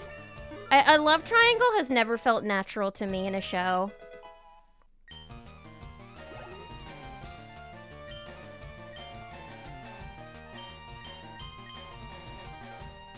If I was caught in a love triangle, I don't know, I would be so exhausted. The idea of more than one person liking me sounds exhausting. I'm like, I don't want to deal with more than one person at a time. Headache. That's why I can't be one of those people who dates multiple people at a time. I'm like, that's too many people to keep track of.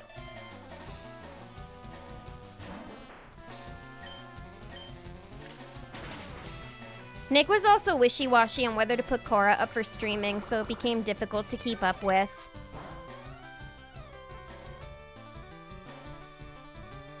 Did they ever put it on streaming? I imagine it's on streaming now.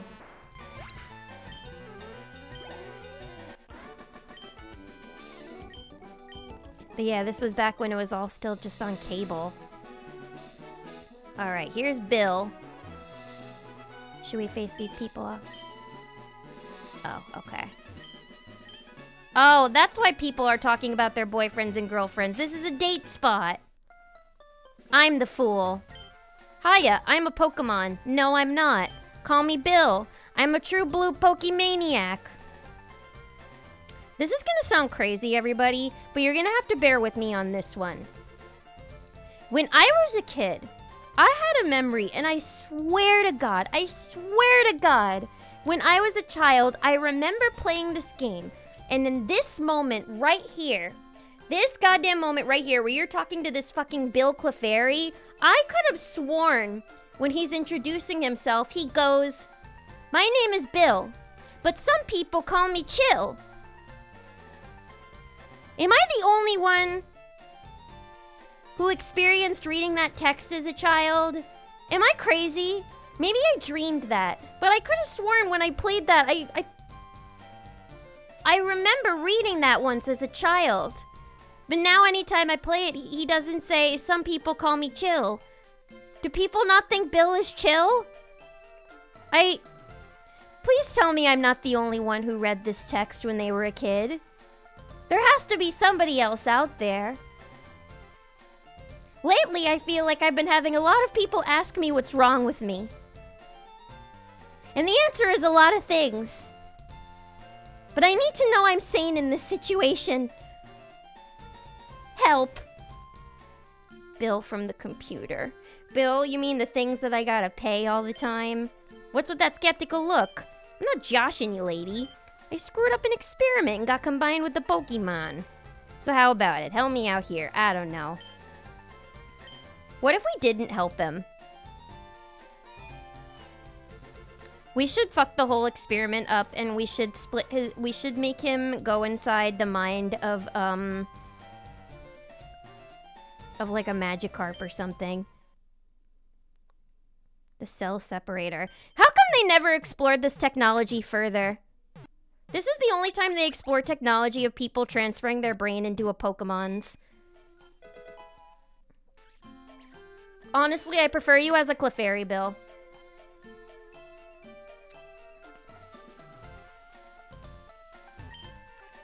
Yeehaw! Thanks, lady. I owe you one. You come to see my collection? You didn't? That's a bummer. What collection? You got figures? All right. Well, I got my ticket. Yeehaw! Yeehaw. Thank you for the yeehaw. Yeehaw! We got the ticket. He can't stand the fancy dues. Nice meeting you, Bill. But yeah, they never explored that technology further. They should, because I want to be walking around as like an Eevee or something. I think that would be real cute. Alright, I guess we'll go try to face Misty now. I think we should be okay.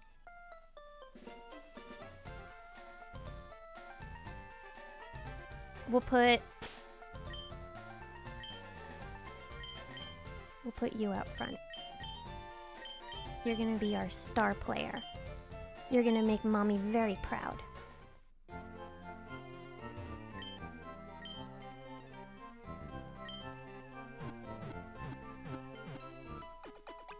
I once saw someone describe The Last Airbender as a boy who doesn't want to be an avatar in the world that needs him, and Legend of Korra as a woman who wants to be an avatar in the world that may have outgrown her.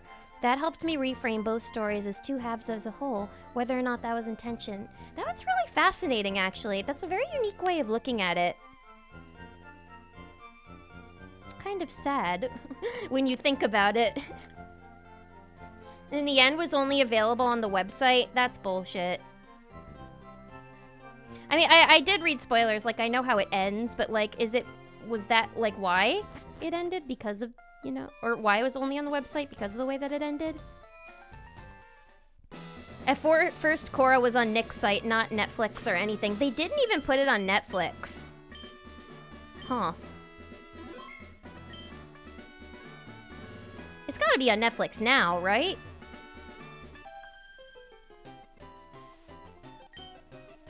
Or maybe like HBO? I don't know.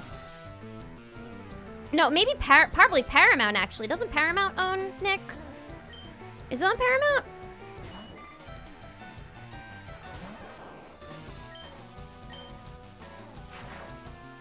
Cannot remember conversation with Bill. Just remember the old generic Pokemon sprite. You didn't know which one he was at first. I swear to God, he said, "My name is Bill, but some people call me Chill." Maybe that was just my kid brain making up things. I swear in me mum's grave. Oh, hang on. Let's go fight a wild Pokemon real quick and gain that level up.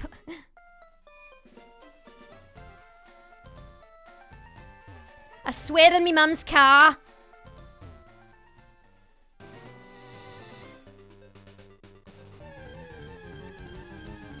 This is insane Pokemon technology. The government should take this. Yeah, maybe Bill doesn't want the government finding out about his cell separation technology.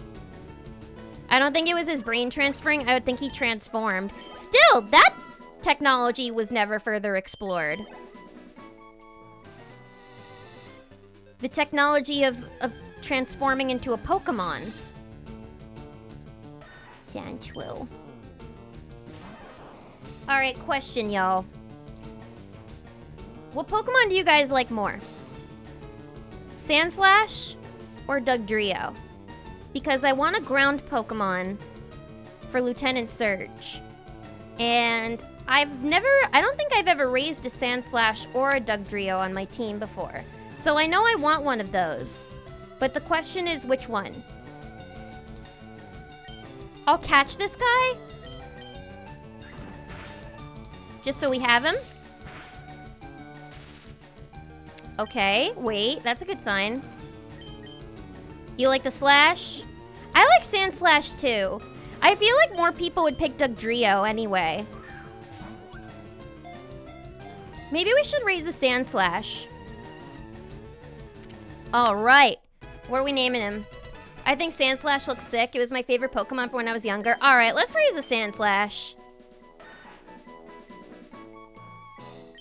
We're gonna have a Sandslash. What are we gonna name him? Somebody give me a name. Help me. Sandslash is a pretty fucking cool Pokemon. Imagine Sandslash with Slash at the Guns N' Roses guitar hats and a little guitar. Alright. We got our name.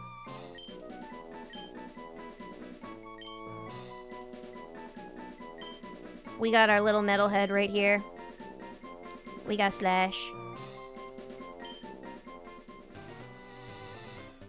We got Slash! Slash and Thrash. Wait, maybe we should have named him Thrash. Well, Thrash will be his other nickname. It's interchangeable. We can have a Slash and a Thrash. Alright, we're gonna raise the little guy. We're gonna raise the little guy. This team that we have 6 Pokemon right now, but this team isn't set in stone. We might take a couple guys out. I'm not sure. But this is what we have right now. Looking good. Looking good. Looking good, feeling gorgeous. Alright. Let's take on our second favorite redhead behind Lilith. I was about to say let's take on our favorite redhead, but, well. If she's your favorite redhead, then you're banned. Hi, you're a new face. Only those trainers who have a policy about Pokemon can turn pro. What is your approach when you catch and train Pokemon? My policy is an all-out offensive with water-type Pokemon. Honestly, not a bad policy considering most Pokemon are water. Okay, she has a Staryu and a Starmie, right? Or no. Does she have a... No, it's not a Starmie. Is it a Seadra? No. What was the second Pokemon that she has? It's not a Goldeen.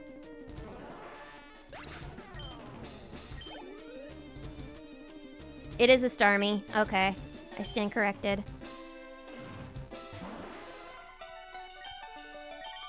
Alright.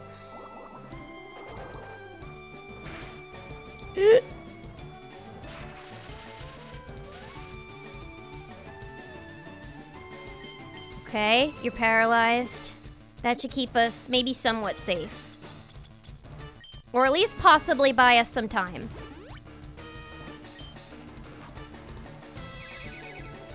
Shit!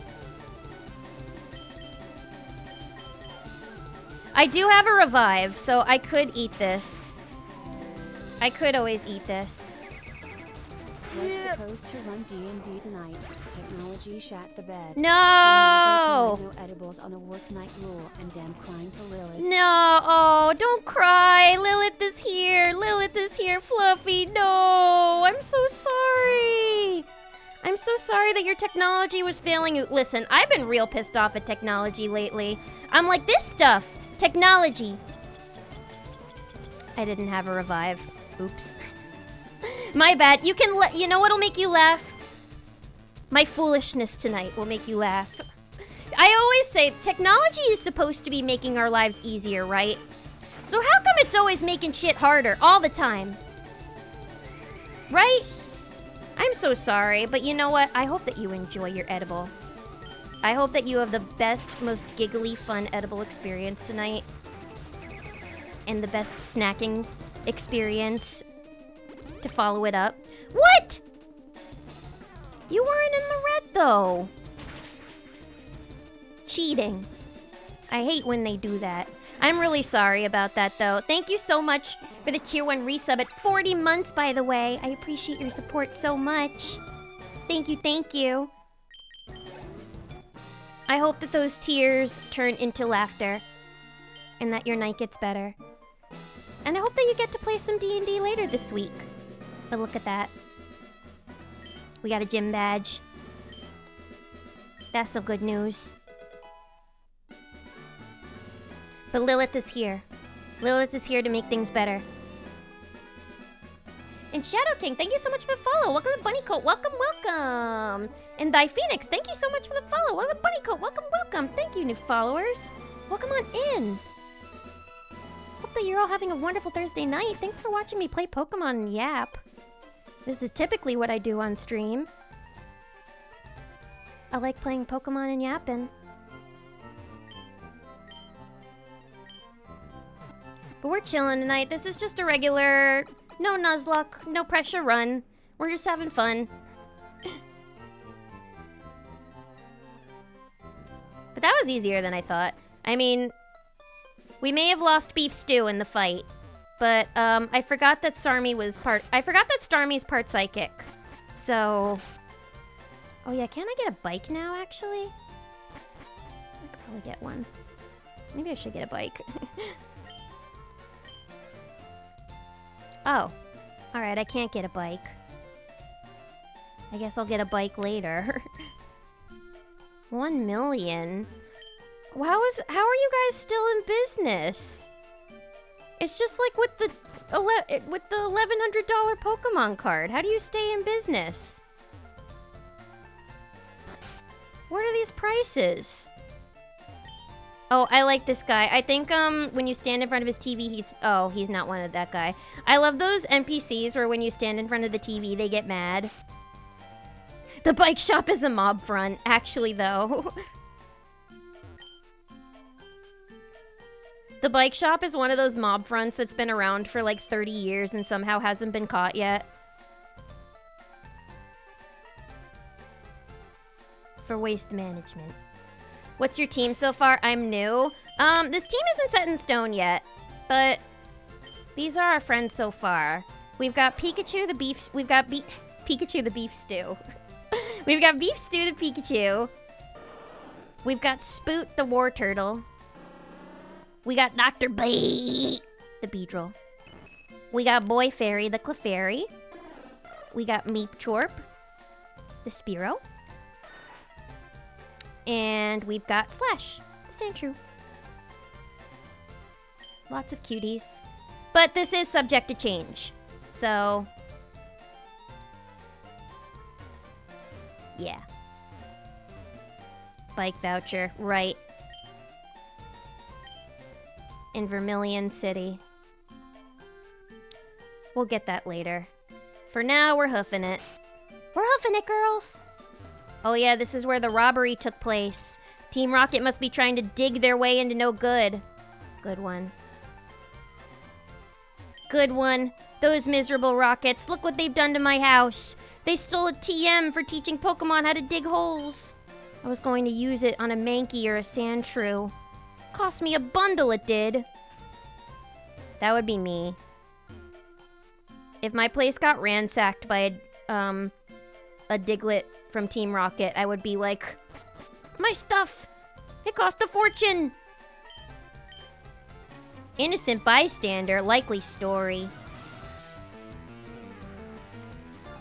I swear I ate in an Italian place that was a mob front once. Was it? Well, was the food good at least? I hope the food was at least okay. Good sandwich? Good mob-made sandwich? Go through the pain of training for Gyarados? I'm good. I already have a water Pokemon. Maybe one day I'll get the red Gyarados. Cost a fortune. Where did Lilith get a fortune from? Hey! This cost me 8 cents! This cost me a fortune at the thrift store.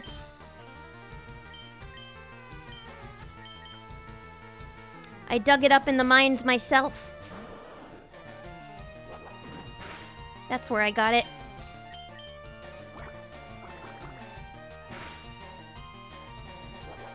You think I look like I got money? The Spike Spiegel quote will always remain relevant. The food was great, but the place was called Capone's. It felt a little on the nose. Really? What gave it away?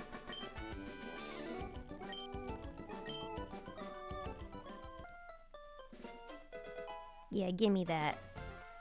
Gimme that shit. Can I... Wait, I think I have to return... Or attempt to return it before I can use it. Oh, okay. Well, they don't need to know. It's not stealing if the thief gave it to me, right? Let's teach it to Diglett. I mean, not Diglett, Sandshrew. Oh! Damn, a bunch of people can learn it on our team. I don't know. This just feels the most correct. I always thought this was disturbing as a kid, because I always thought that you were taking the little CD and you're, like, trying to, like, shove it into their head. Or, like, their mouth or something. Isn't that kind of a disturbing image?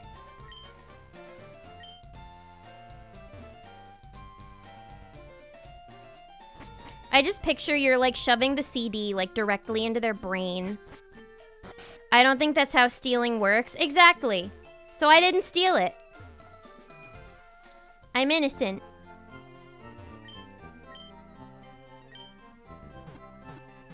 I didn't steal shit. Looking at trainers, is it a mark of a good trainer if you can manage a full team of 6? That's true. You don't need a team of 6 to be a good trainer. Look at all the gym leaders. Most of them only have like 2 or 3 Pokemon. Alright, let's move. Lieutenant Surge is the next gym leader, so we're probably going to want to train up our Sandshrew. So we'll put you in the front. Does Sandshrew evolve with a stone? I can't remember. That's a stone, Luigi. You didn't... Shit. You didn't make it.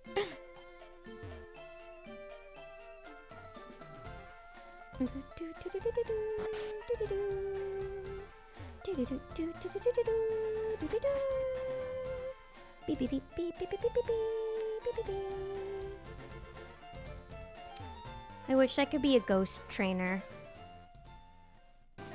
Oh, right, wait. Hang on. I go down this way first, right? Can I? Underground pass, Cerulean City to Vermilion City. Oh yeah, if we go back to Vermilion City, can we get the ticket now?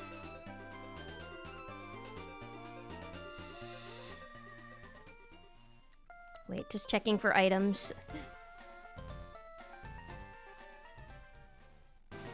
I don't think we can just yet. Oh, wait.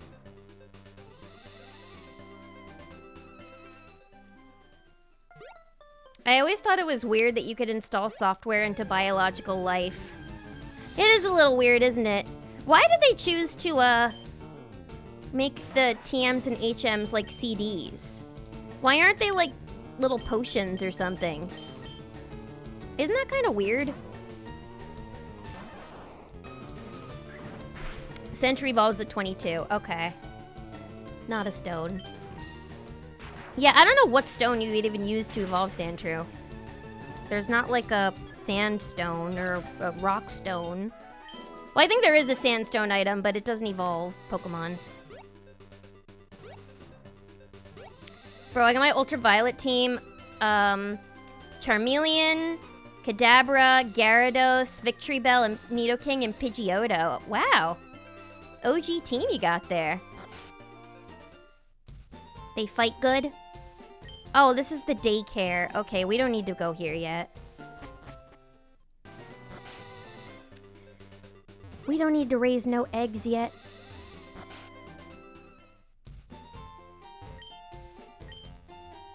No, I don't. Let's see. Do we need cut before we can... Hang on, I'm just checking. Sorry, everybody.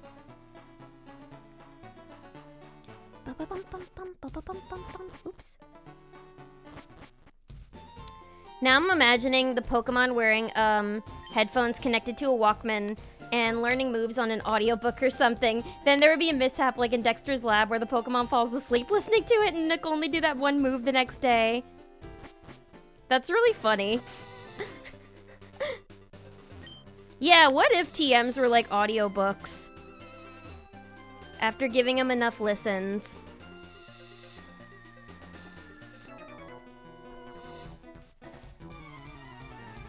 You can memorize moves. That would be really funny, actually. I would narrate those audiobooks. That would be good work for me. Let me do it. I volunteer.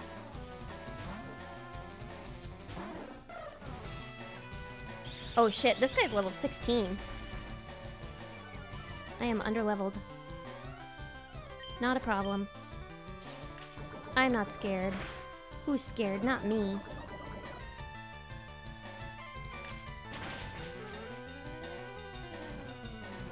I have an Absol in rotation too. Ooh, I love Absol. Absol is a cool mega, actually.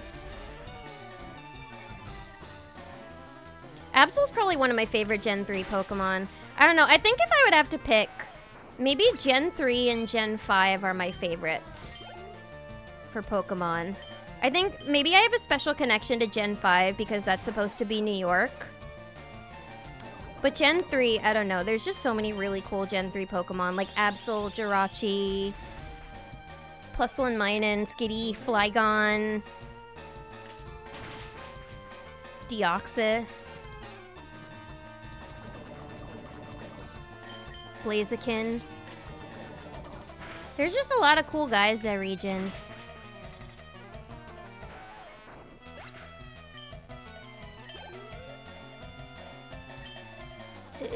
Maybe I shouldn't be keeping my Spearow out, but I'm gonna anyway. I like to live life on edge. Maybe I'll heal you, actually. I mean, you store the Pokemon in a Pokeball and put them into computer. Computer, show me Pokemon. Computer, turn my Pokemon into code. We'll ask Bill how the technology works. Did Bill create TMs too? Or did he just create the PC? So many questions about the Pokemon world.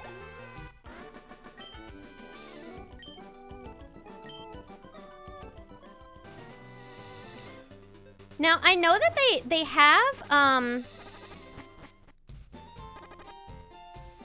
Gee, I'm thirsty. The road's closed. Okay. Oh, alright. That's what happens if we try going the other side. Now, they have Pokemon card shows. But do they have, like, hobby shows for other things, too? Like figures and stuff?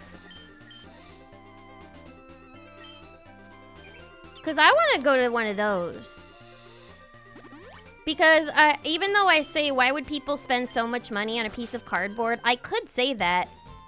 But I'm a figure collector, and I spend a ton of money on pieces of plastic. So I have no right to judge, you know? But, like, do they have, like, shows for, like, figures and things? Probably only in Japan. I know they have, like, showcases. Those aren't really community events, though.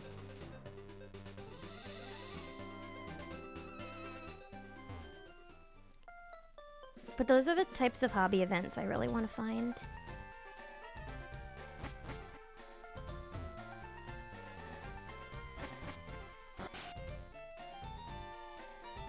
There has to be like a hobby show somewhere. There was, at the Pokemon card show, there was this dude who at his booth, he had this really sick, like, fan-made ghost Pokemon resin. It was this huge resin statue that had a Gengar, a Mischievous, a bunch of other ghost Pokemon on it, a Banette. It was sick as fuck. He let me hold it. But he said that a dude just gave it to him and was like, can you try and sell this? He was like, all right. I think it was too expensive for me, and it was too big, but it was cool. I wanted to see more of that at the convention. Well, I guess it wasn't really a convention.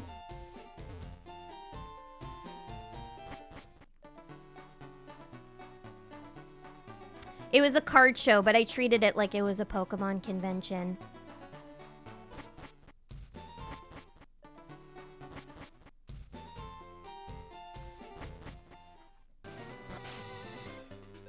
Absol and Infernape. Infernape needs Gear 5 Luffy or Super Saiyan Mega. I believe. It's magic, I don't have to- Bill, it's magic, I don't have to explain shit. Bill's already popped open a beer, he's got the game on. He's done with me. It's low-key funny to see a VTuber cuss, not gonna lie. Haha. Welcome to my stream.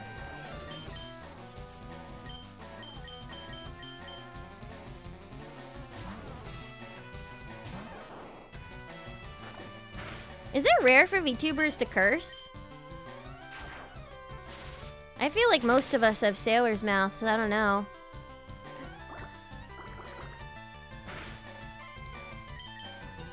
I'm not gonna say that. Y'all, maybe we should...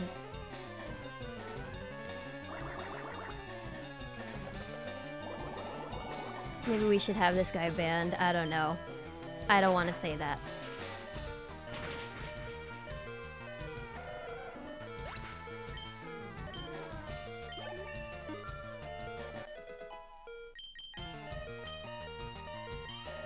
I'll curse, but I'm not cool with that.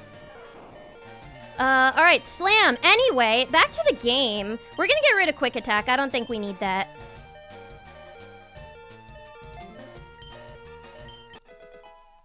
Thank you. Much appreciated.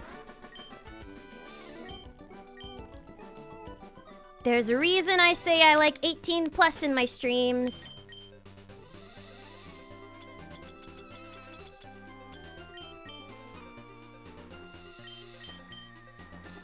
Go do your homework, kid.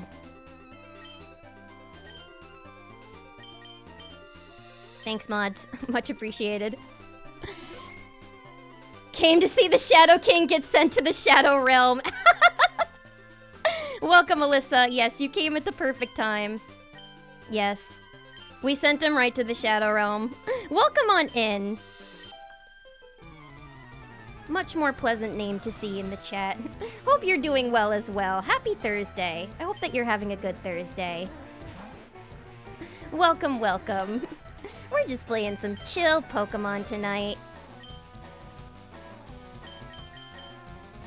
Doing some chill Pokemon and making fun of trolls. Just another week for Lilith. I look away for 30 seconds and the rats come crawling in. No worries, we took care of it.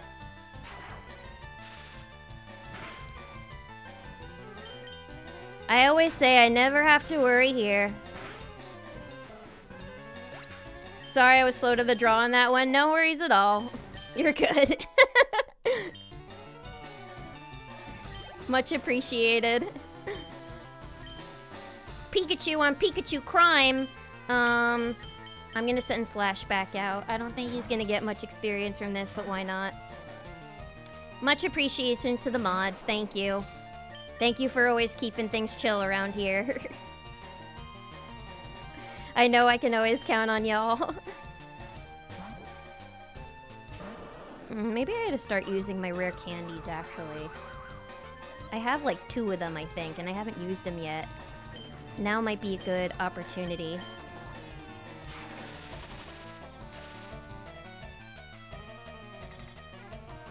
Uh-oh! We got trouble. Omaya wa shinderu. Nani?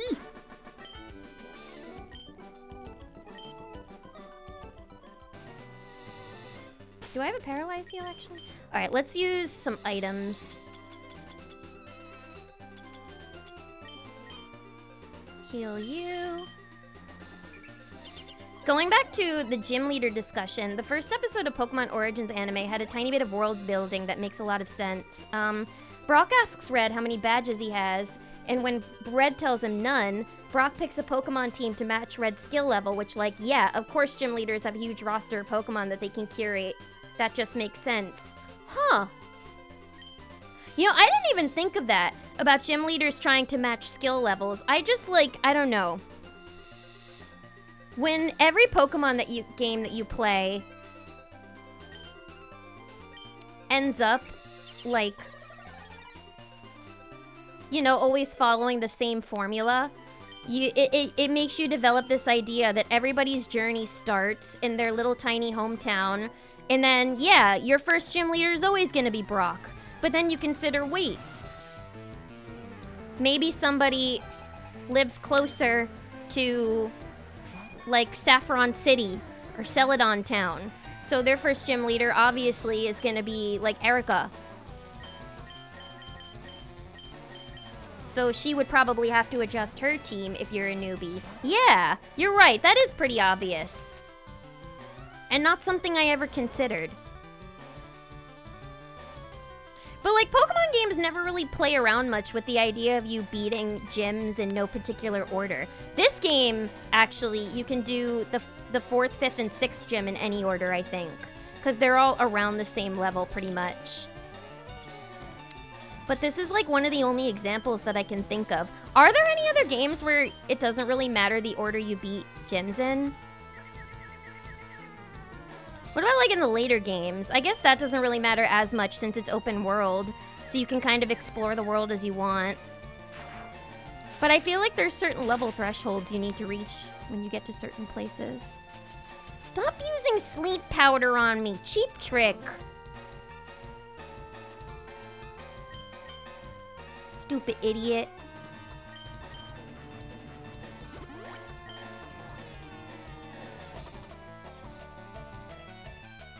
Don't you want to try a bite of this beef stew? You can't eat beef stew when you're sleeping. God!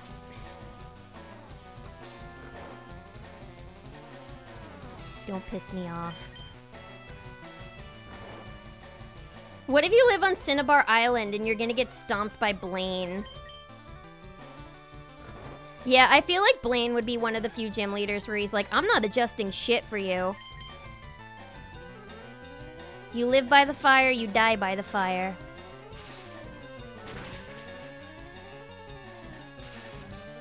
Yeah, and then the only Pokemon that you have is like a Ditto. Because that's the only Pokemon you can find on that island. Unless you can swim.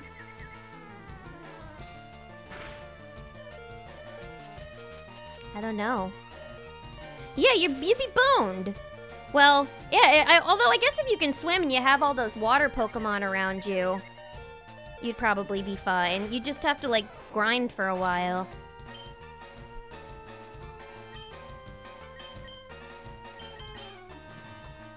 I'm angry.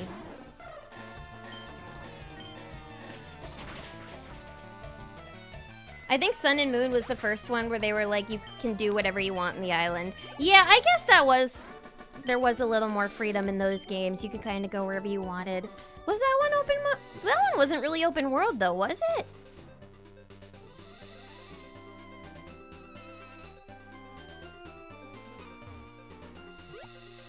I need to play Sun and Moon again.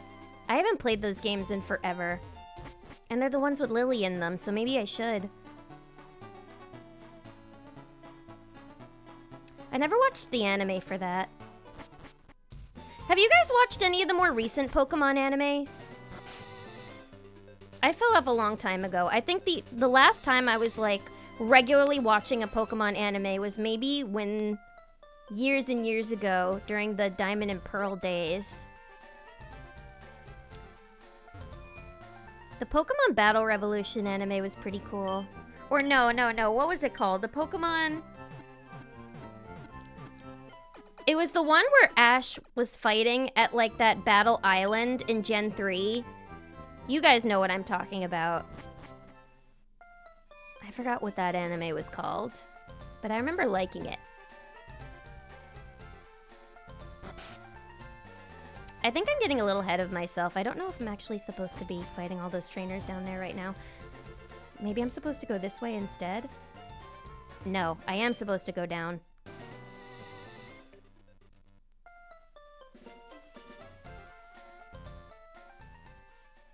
Tee-hee.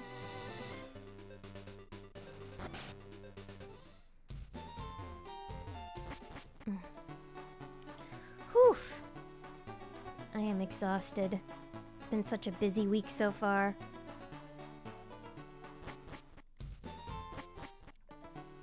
I just want to lay around and play lads.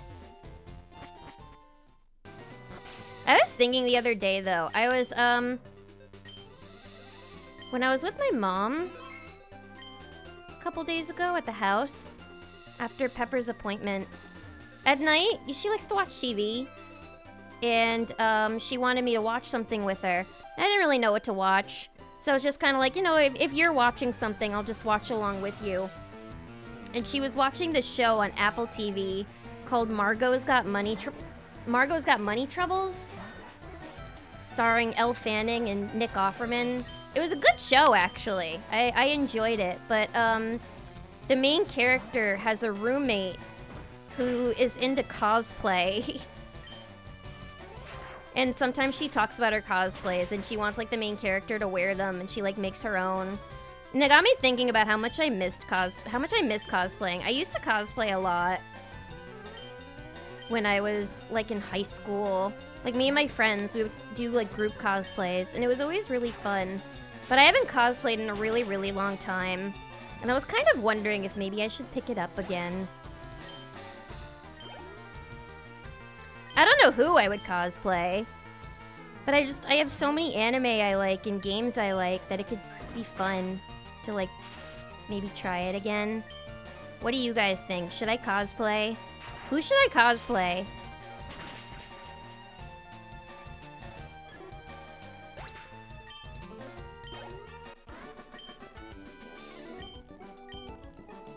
It'd be cool to make my own. So I was throwing around the idea of taking a sewing class this year. Maybe I can eventually learn how to make my own. I know a lot of people who cosplay and make their own cosplays. Take a shot every time I say cosplay. Oops, didn't want to do that.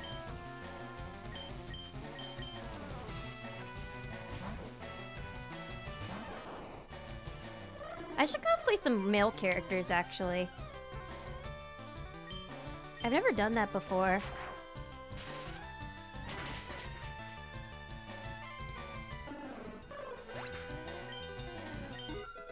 Yay!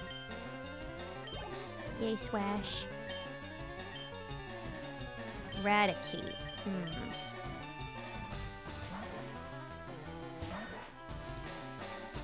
Who do we want to do against Raticate? I may need to grind against some wild Pokemon, actually, just to bust all these guys up a little bit. You'd look adorable in nearly any cosplay. Thank you. Definitely would think you'd enjoy it. Put the sewing machine on throne. First, I gotta learn how to sew. But then afterwards, if I really like it, I would definitely want to get a sewing machine. I'd probably have to keep it at my parents' house, though. It would be... I have always wanted a sewing machine, actually. And maybe that could be the inspiration I need. I could always cosplay as Lilith. That shouldn't be too hard. Thing with cosplay is I always feel like I gotta do it in anticipation of a con rather than like taking photos and putting them on the gram. So I haven't done it in ages either. I think if I was gonna do it for the gram, I would want to make a separate account maybe. Just for the fun of it, not to like grow or anything, but just for fun. We've reached Vermilion.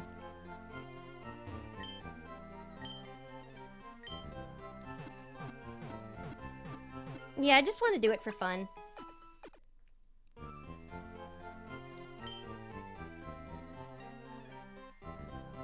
I could cosplay a Pokemon. Like a Gijinka. Ooh, VS Seeker, nice. That's useful.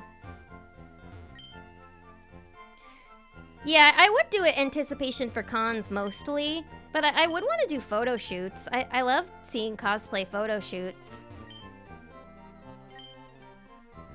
And I mean, it's not like I'd go out into the city and cosplay and people would give me weird looks or anything. All the time I'm in the city and I see people dressed up as like fucking Mario, Princess Peach. Saw a guy dressed up as Sephiroth once in the city just randomly. No reason to it. It's just Sephiroth.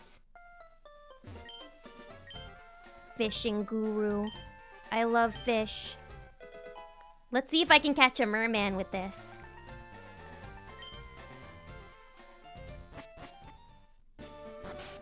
I have a special table for that. It has a little space that you can dip the sewing machine's working area so it's level with the table itself. That's so useful. Wait, that's a great invention.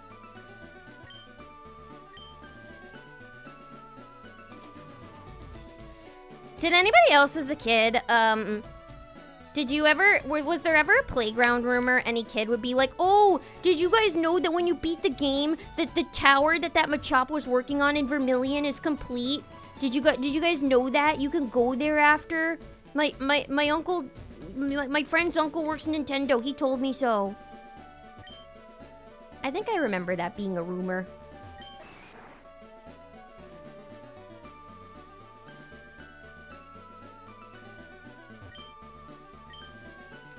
You would be very well suited to a Madoka cosplay, even though I'm sure those have a million moving parts to them. I've thought in the past about, no, I don't want a Farfetch'd.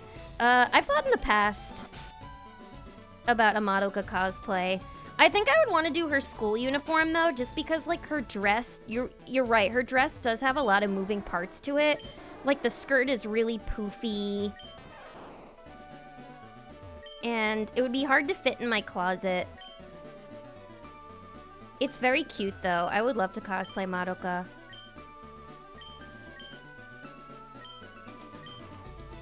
Rapidash. Oh yeah, this guy's weird and horny about his Pokemon. I forgot about him. There we go. Now we got our bike voucher out of it.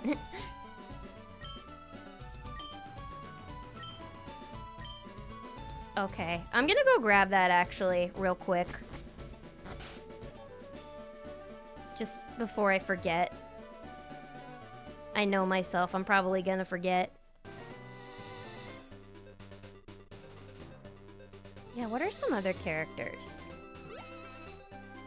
What have I been playing recently that could be fun? Oh, and welcome, Wicked Raph. Welcome, welcome. You should dress up as Mario and fish for money in Times Square. No, I can't be Mario and go to Times Square, though. I have to be bootleg Mario. It's like those Times Square mascots, like, they never quite look like the character. They're always a little wonky looking. So I have to be bootleg Mario. I'd have to be Goombario.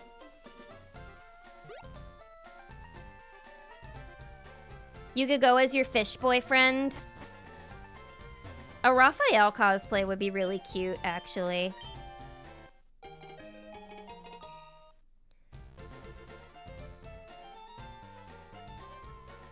Should I be regular Raphael or femme Raphael? Let me register my bike real quick.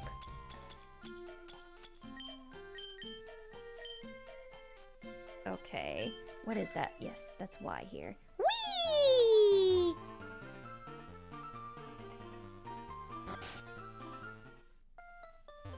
I should go to Times Square and get some money out of it. Oops, my bad. I keep doing that. Mew at SSN was very popular as a schoolyard rumor. Wait, what was that one? As was Sean Connery as a secret GoldenEye character if you managed to beat the game with no deaths and killing every last enemy in the game. Wait. That's one of the better rumors that I've heard. I've never heard about that one. There was also the one where after 100 days in Pokemon Ruby and Sapphire at the space station, after 100 days they would send you to space and you would get to see Deoxys and Jirachi there and catch them. That was another one that I heard. The Sean Connery one is the best one I've heard, though. That's great.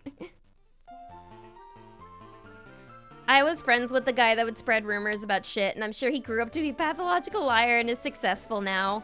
You should check up on him and see what happened. What became of the guy? What became of your scheming and scamming little scoundrel friend? Oh, okay, I think I have to go on the SSN, actually, so I can get cut.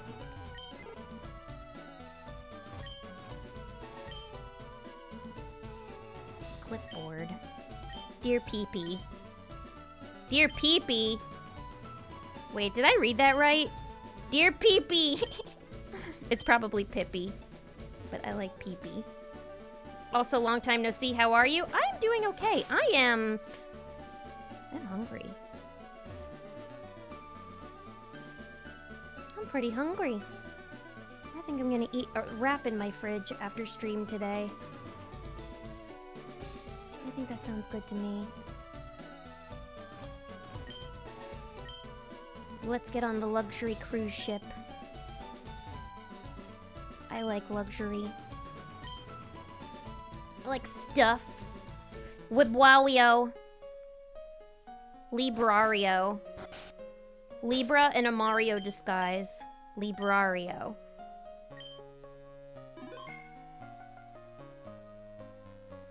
Wumbario.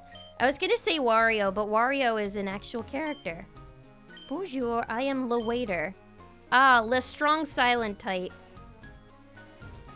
Damn it, this is a French boat. Get me out of here. Ooh, espionage. Does Waylif have hands? That's a Taisho secret.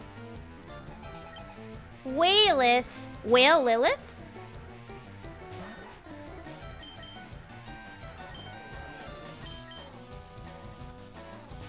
You know what would be a cute alternate? Wow Lilith. Wow Wario Lilith. Wow Lilith. Waylith has removable hands.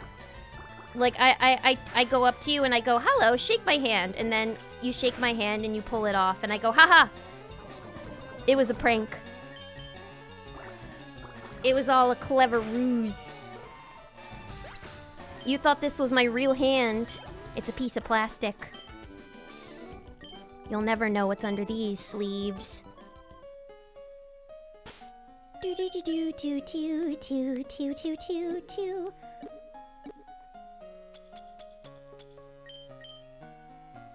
I should have gotten more soup. Well, actually, I think I can actually leave the boat.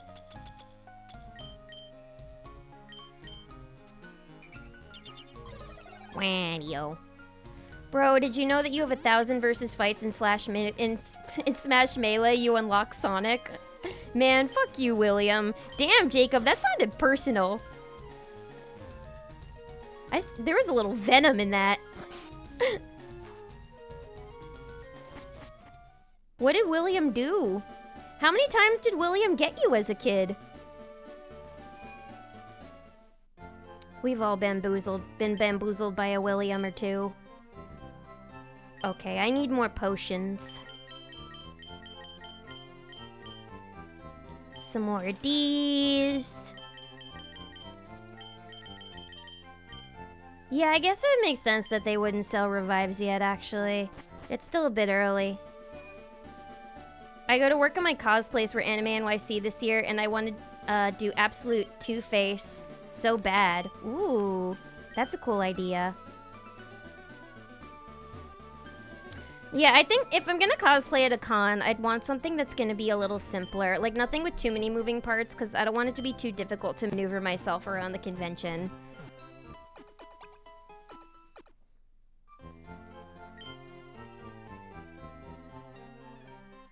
Forgot the exact details, but supposedly there's a Mew on the SSN you can get if you come back after beating the Elite Four. I think you also have to let Mewtwo, go. Wait, like you can't catch Mewtwo in order to get Mew? I always wondered how you get Mew in these games. I thought it was like a mystery gift event.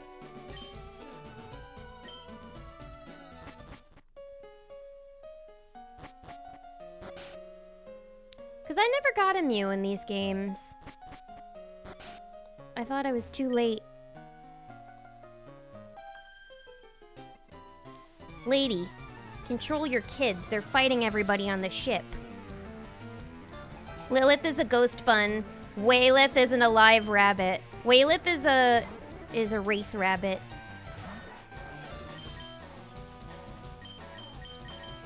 You know what would be a really cute form for me? Is this... You know that there's a creature called a sea bunny? And they look like little... they're like little algae creatures. But, and they're microscopic, but they look like bunnies. You guys have probably seen what they look like before. Or I think, like, their nicknames are called sea bunnies. But what if I had, like, a little sea bunny form? Wouldn't that be cute? My Bride of Raphael sea bunny form. Blue Lilith. Blue Lith. Should we get a Blue Lith form? I know I can futz around in VTube Studio and make myself blue.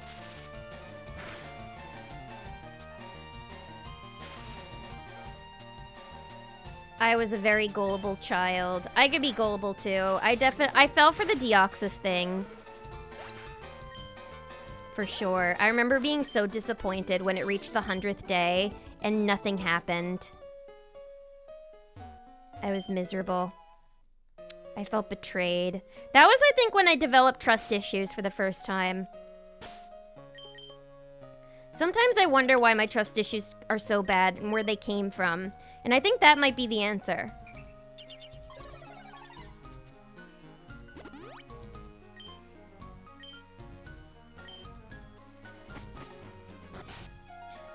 Wiggly!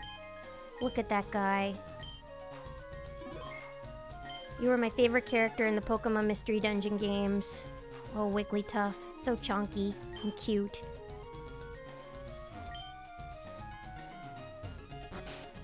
I was a bamboozler as a kid. So, sorry to the peeps who knew me and were like Jacob and got a lot of people. Wait, how would you bamboozle people? What were some schoolyard rumors that you started on the playground? Damn, ambushed right as I come in. You insolent pup, don't you dare barge in. How dare you?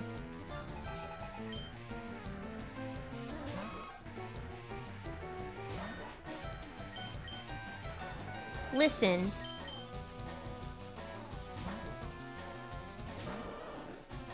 Only I get to decide when I get to be degraded, okay? I need to have control over my own degradation. If I'm gonna get degraded, it has to be on my goddamn terms. Yeah, that's what you deserve. Good job, Slash.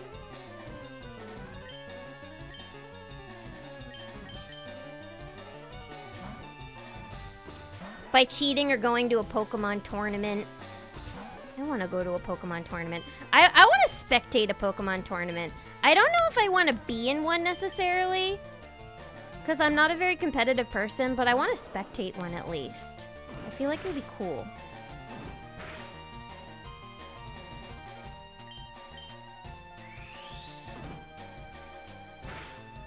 Nah, Mew's under the truck. Trust me, bro. Trust me, bro, there's a super secret island that you can only get if you've caught Missing No on a Wednesday at 3 o'clock in the afternoon. Trust me, bro. If you do that, then you're gonna see Mew. And Mew's gonna call you a bitch. I would like a short rest, my savior. Beautiful lady. Here's a kiss. Mwah. Now I'll never see you again. Doomed Yuri. I am but a solitary traveler. They have really interesting people on this ship. Thank God I'm the most normal one here. Oh, a Growlithe. How cute. Look at that puppy. I want the fire puppy. Correct, Mew isn't actually catchable in the game. The data is there, but it never spawns, as Trickproof said. I didn't think so. Yeah, it's a mystery. It's a mystery gift Pokemon, right? It was like an event Pokemon. Like you go to the Pokemon Center or like a GameStop or something, and they give you the code for it. Isn't that how you get it? That's how I thought it worked with Mew. Because that's how it worked with like Celebi and some others. Who remembers how you got Manaphy back in the day? You would need Pokemon Rain. This was the coolest thing. If you wanted to get Manaphy in Diamond and Pearl, then what you had to do was get a copy of Pokemon Ranger. And there was a special Manaphy event And you get the egg, and you transfer the egg from Pokemon Ranger to Diamond and Pearl, and it hatches into a Manaphy. That was the coolest shit when I was a kid. I wish they still did stuff like that with Pokemon, where they encourage you to get, like, the spin-off games. Like, that was a spin-off game that had that directly benefited the mainline games. That was cool. I thought that was pretty cool. Your brain is so massive. I know. I know. That's why my head hurts all the time. It can't hold this big brain of mine. It really can't.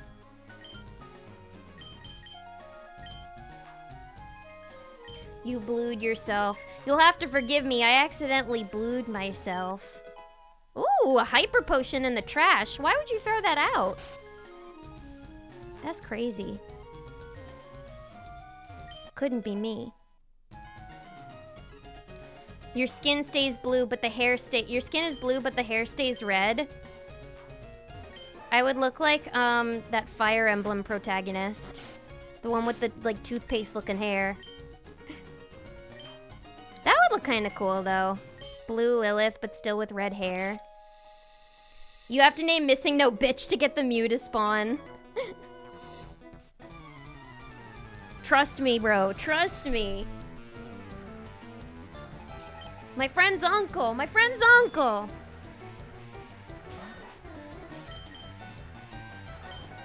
He works there, man. You just gotta trust me. I went to a mall Pokemon tourney and they were giving away Mew. I thought so. I don't know why I didn't get the Mew at the time that Fire Red and Leaf Green were out.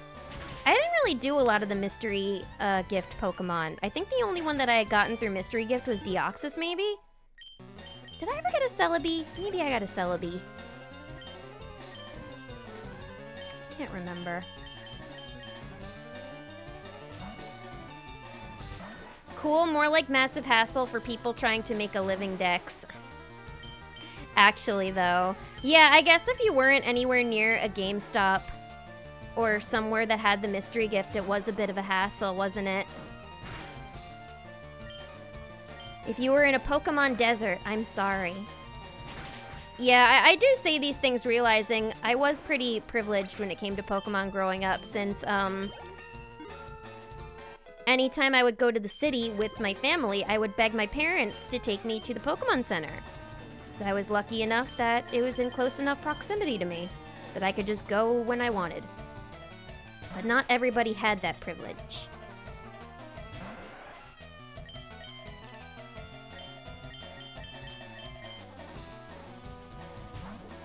So yeah, I could see that being a hassle for most people.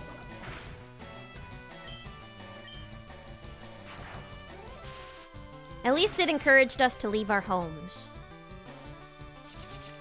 The trick to Bamboozle was to make it something mid to late game. Yeah, it couldn't be something very early in the game where it's like the second you leave Pallet Town, walk left and you'll walk through a tree and then you'll see a Darkrai, you know? It has to be convincing, like later in the game. Require a lot of effort and unlikely already something the player has done. Don't really remember many that worked, but I think Mega Man or Goku in Smash Bros was one. Goku in Smash Bros I could see being a popular playground rumor.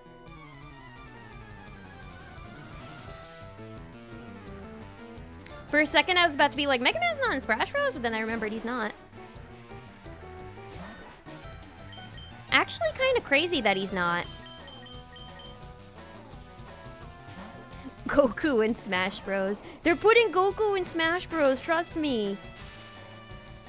It's gonna be epic. And then they're gonna put Master Chief in Smash Bros too. He may not be owned by Nintendo, but they're gonna do it. And Dante from Devil May Cry. And Knuckles. LOL. Alright, y'all.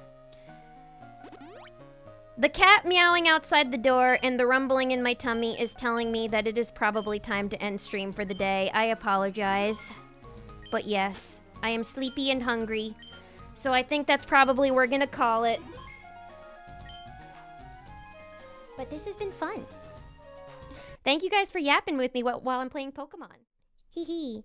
Again, I'm very sorry that I couldn't have a stream this past Tuesday. I really wanted to. But, you know, you gotta take care of your children. But I'm happy that Pepper is healthy and happy. And we still got to have a stream. And not to worry. Oh, model went out of calibration there. I will be back next week. Next week, I will not be anywhere near as busy as I was this week, so I'm hoping I'll be able to have my usual Tuesday stream. Maybe a stream later in the week, too. But it's always a lovely time getting to hang out with all of you. You never had to deal with the Aerith FF7 rumor mill? Oh my god, that is... That's a rabbit hole that I don't even know if I want to go down. I can't was there just like, what, like...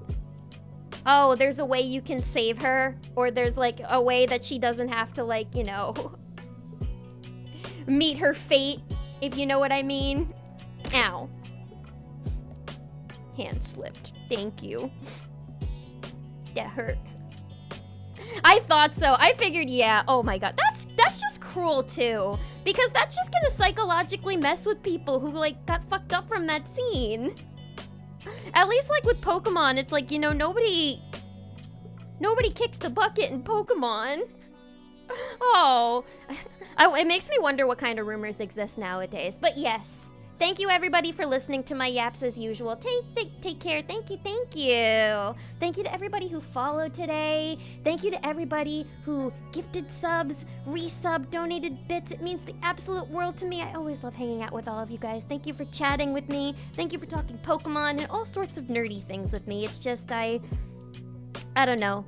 Lately these days, the only things that I've gotten, the only conversations that I get any enjoyment out of are ones where I talk about things like games and anime and just all of the things that we talk about in stream. So I just really appreciate always that I have this outlet where I get to talk about these things to my heart's content, not meet judgment for it, and just me get to talk with people who are just as passionate about this stuff as I am. So yeah, I'm just, you know, I'm really grateful for that. So thank you for always just indulging me in these topics of conversation and for engaging and helping me develop new perspectives on things. It's nice. I always really appreciate it during these streams. So yes, I'll stop blabbering about that. Thank you, Fluffy. Thank you, Trickproof. Thank you, Roro. Thank you, Jacob. Thank you, Wicked Raph. Thank you, Doc. Thank you, Alyssa. Thank you, Lumi. Thank you, Trickproof. Thank you all. It means the absolute world to me having you guys hanging out with me. Don't fall for any silly playground rumors about the video games that you love. And if anybody tries to spread a fake rumor, you tell them, you're not gonna have dinner with me and my family tonight. Go home. That's what you tell them. You all have a wonderful night. Eat something delicious, watch something funny, and just enjoy yourselves. I'll see you all next week, hopefully next Tuesday. But until then, take care of yourselves, everyone.